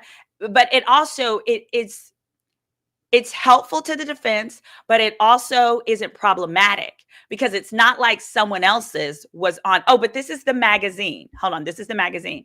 Now, Tory's people. Let's see this part. Tory's people new claim. They're saying that he never fired it. That they're saying that. Hold on. That it was fired. Mr. Peterson grabbed her arm, knocked it down, and it was powed 2 more times. In essence, he never powed anyone, never even touched them. He never fired anything. The statement aligns with the statements of the only non-party witness to the case, Mr. Sean Kelly, who testified he saw 2 women fighting. So they probably called him to the stand because he said he saw 2 women fighting. But the problem was when they asked where the shots came from, he said it was from by the guy. In other words, that the guy did it. Basically, he was the only one that put it in Tory's hands. There were 3 potential suspects in the car, even though unknown DNA was found on the POW, and yet the only sample that was taken of Mr. Peterson, even though unknown DNA was found on the POW. Unknown would mean not hers, his, or any of the chicks. All right, so they had hired a journalist. It says Gianno Calda was working on a co-ed, it's probably op-ed for New York Post, seeking justice for him. He believes the trial was wrong based on how the prosecutor handled it. I come to the conclusion Lanes was railroaded by the former DA. Interesting enough, George Casson, the DA, who is someone who regularly would drop enhancements or not recommend them, chose to provide them to Tory in this case. Using them in this case with no forensic evidence, murky testimony, and no prior history was unusual. That's not justice. It's a potential stunt. The other reason they use enhancements mean you're up for a longer sentence, was because a pow-pow was used. And as you know, California doesn't play about pow-pows or bang-bangs. They specifically, if you have a bang-bang involved, you're facing more time, which is why in the ASAP Rocky trial, he was potentially facing more time. Why didn't all individuals, and then it says there were multiple people with residue on their hands that night. Why didn't all individuals have the residue tested? Their DNA tested on the weapon. That's a legitimate question, according to Tory. According to the prosecution, Tory was excluded from the clip of the pow-pow. And according to his defense, they said DNA analysis showed there was a 0% chance Tory touched the actual pow-pow itself. That was admitted into evidence. This isn't new. It says his defense team, they said the DNA analysis showed this. Now, if they were to say there was a DNA analysis done by the prosecutor and that said this, that 0% was Tory, but that the prosecutor never shared it, then we have new evidence. But that's not here. He also explained that his op-ed explored the reasons behind Harris pleading the fifth. She wasn't accused of anything by Megan, Pete, or the cops. To my knowledge, she wasn't under any investigation, so why plead the fifth? What also shocked me is the prosecution gave her immunity. Immunity for what? What did she do? Is there an allegation of her doing something? I'm not aware of that. Maybe some of you can answer that. Also, speaking of immunity, if Cassie had been given immunity in this case, we would have known, because that would have been one of the first questions that Diddy's defense would have asked. They would have said, are you here under immunity? Because then that automatically makes the jury think, oh, because you did some stuff. So anyway, yeah, Megan's attorney says Tory is tried and convicted by a jury of his peers. This case was properly adjudicated. It's not a political matter. So that's it. So that's why, just what they don't talk about is the fact that his lawyer did him an injustice if he didn't actually do this. And that's that. All right. All right, guys, we're going to take a break. We'll take a break and I'll come back and I'll talk about I'll go ahead. I'll tell you about Chris Brown. So not poor Chris Brown, but ridiculous Chris Brown. Here, let me see. Put it up. You put Chris Brown up. Chris. Hold on, Chris Brown. All right, so with Chris Brown has been arrested for knocking someone upside the head with a Don Julio bottle at a club back in 2023 over in London. And today he had a bond hearing and the judge said, hell no, they're not letting him go. Of course, because he is a flight risk. Duh. So the bigger issue, okay, let me put this up. Hold on. So the bigger issue with Mr. Brown, get this off my screen. Hold on. I don't want that. The bigger issue with Mr. Brown is that the next hearing on this case is going to be June 13th. His tour starts June 5th. In other words, they have effectively canceled this man's tour. Yeah, so no, he was, why did his driver flee? They canceled this man's tour. Tour is not happening. It's going to have to be canceled. It was a European tour. He starts in Amsterdam, June 5th. Now, you know this man be shucking and jiving, dancing, and Michael Jacksoning, all that stuff. So, of course, even with the trial starting on the 5th, with the tour starting on the 5th, he's got rehearsals. He'll miss all the rehearsals. Ain't going to be no tour. And the gentleman that he allegedly knocked in the head has already filed a civil lawsuit seeking $16 million. So that gentleman, effectively, perhaps maybe Chris can hurry up and just run that man his $16 million, have him drop these charges, and so Chris can go on his way and start his concert. They must refund the tickets. That's right. You got to refund it. You don't get to keep people's ticket money when the reason the concert is being canceled is because the dancer is going to jail. It's not the fans' fault that this man can't keep his hands to himself. It's not their fault. So in other words, if you are a Chris Brown fan and you bought tickets to that European tour, yes, so they're holding him no bail because they said he is a flight risk. And the next hearing is not till June 13th. As I'm speaking today is May 16th. So that's about a month. That means he cannot go to rehearsal. He can't do nothing. They even said there's not an amount he could put up for bond. At least in Diddy's case, he was offering to put up his house as collateral, show he wasn't a flight risk. No.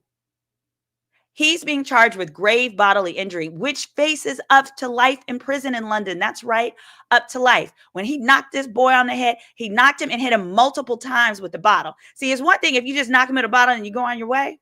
He knocked this boy across the head, hit him multiple times, they said, knocked him unconscious, and then began stomping him.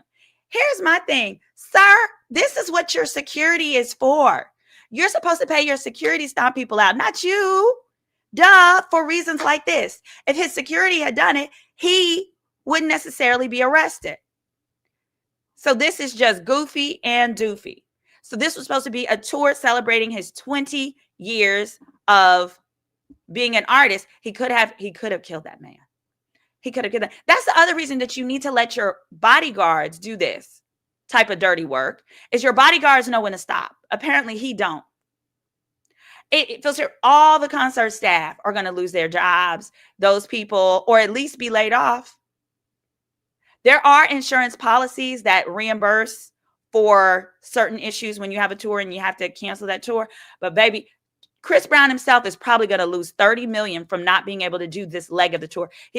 And if this continues, if they try to keep him in jail the whole trial, it could be a whole year. He would lose at least $30 million and much, much, much more. So yes, so that's it for now. I'll be back after the lunch break. We're going to resume more Diddy talk. I just wanted to go ahead and make sure I told y'all that little part about the Chris Brown. Y'all let me know what questions you have in the chat and we'll be back. So this afternoon, there is a chance if they wrap with Cassie that they're going to start with Don. I feel like they're going to stick with Cassie all afternoon in this trial, but hit the subscribe. Oh, hey, Queen. Thank you for joining us. My first time on your channel. Oh, we have a lot of fun. I'm an attorney. I graduated from Cornell Law. I do civil law. I help people. If you're injured anywhere in the nation, go to SimoneRedwine.com and I can help you. SYMONE. I have been on both the prosecution side, for civil cases, in the defense side, in criminal cases. So I do try to share both sides, but I also call out goofiness and stupidity when I see it. So there's that. Also, don't forget, guys, I have a segment with Jesse Wu. We're not releasing one today where I do background checks. I have a whole playlist where literally people write in, tell us they'd like a background check on someone, and then they come on and they get the results live, baby. People's lives have been changing. So if you haven't seen that before, hit the subscribe, y'all. Share this with a friend. Let people know on Twitter if they want Diddy breakdown. Come back over here. I'll be here after lunch, or to resume, which should happen shortly. Bye, guys. All right, gotta go have a bathroom break. Bye.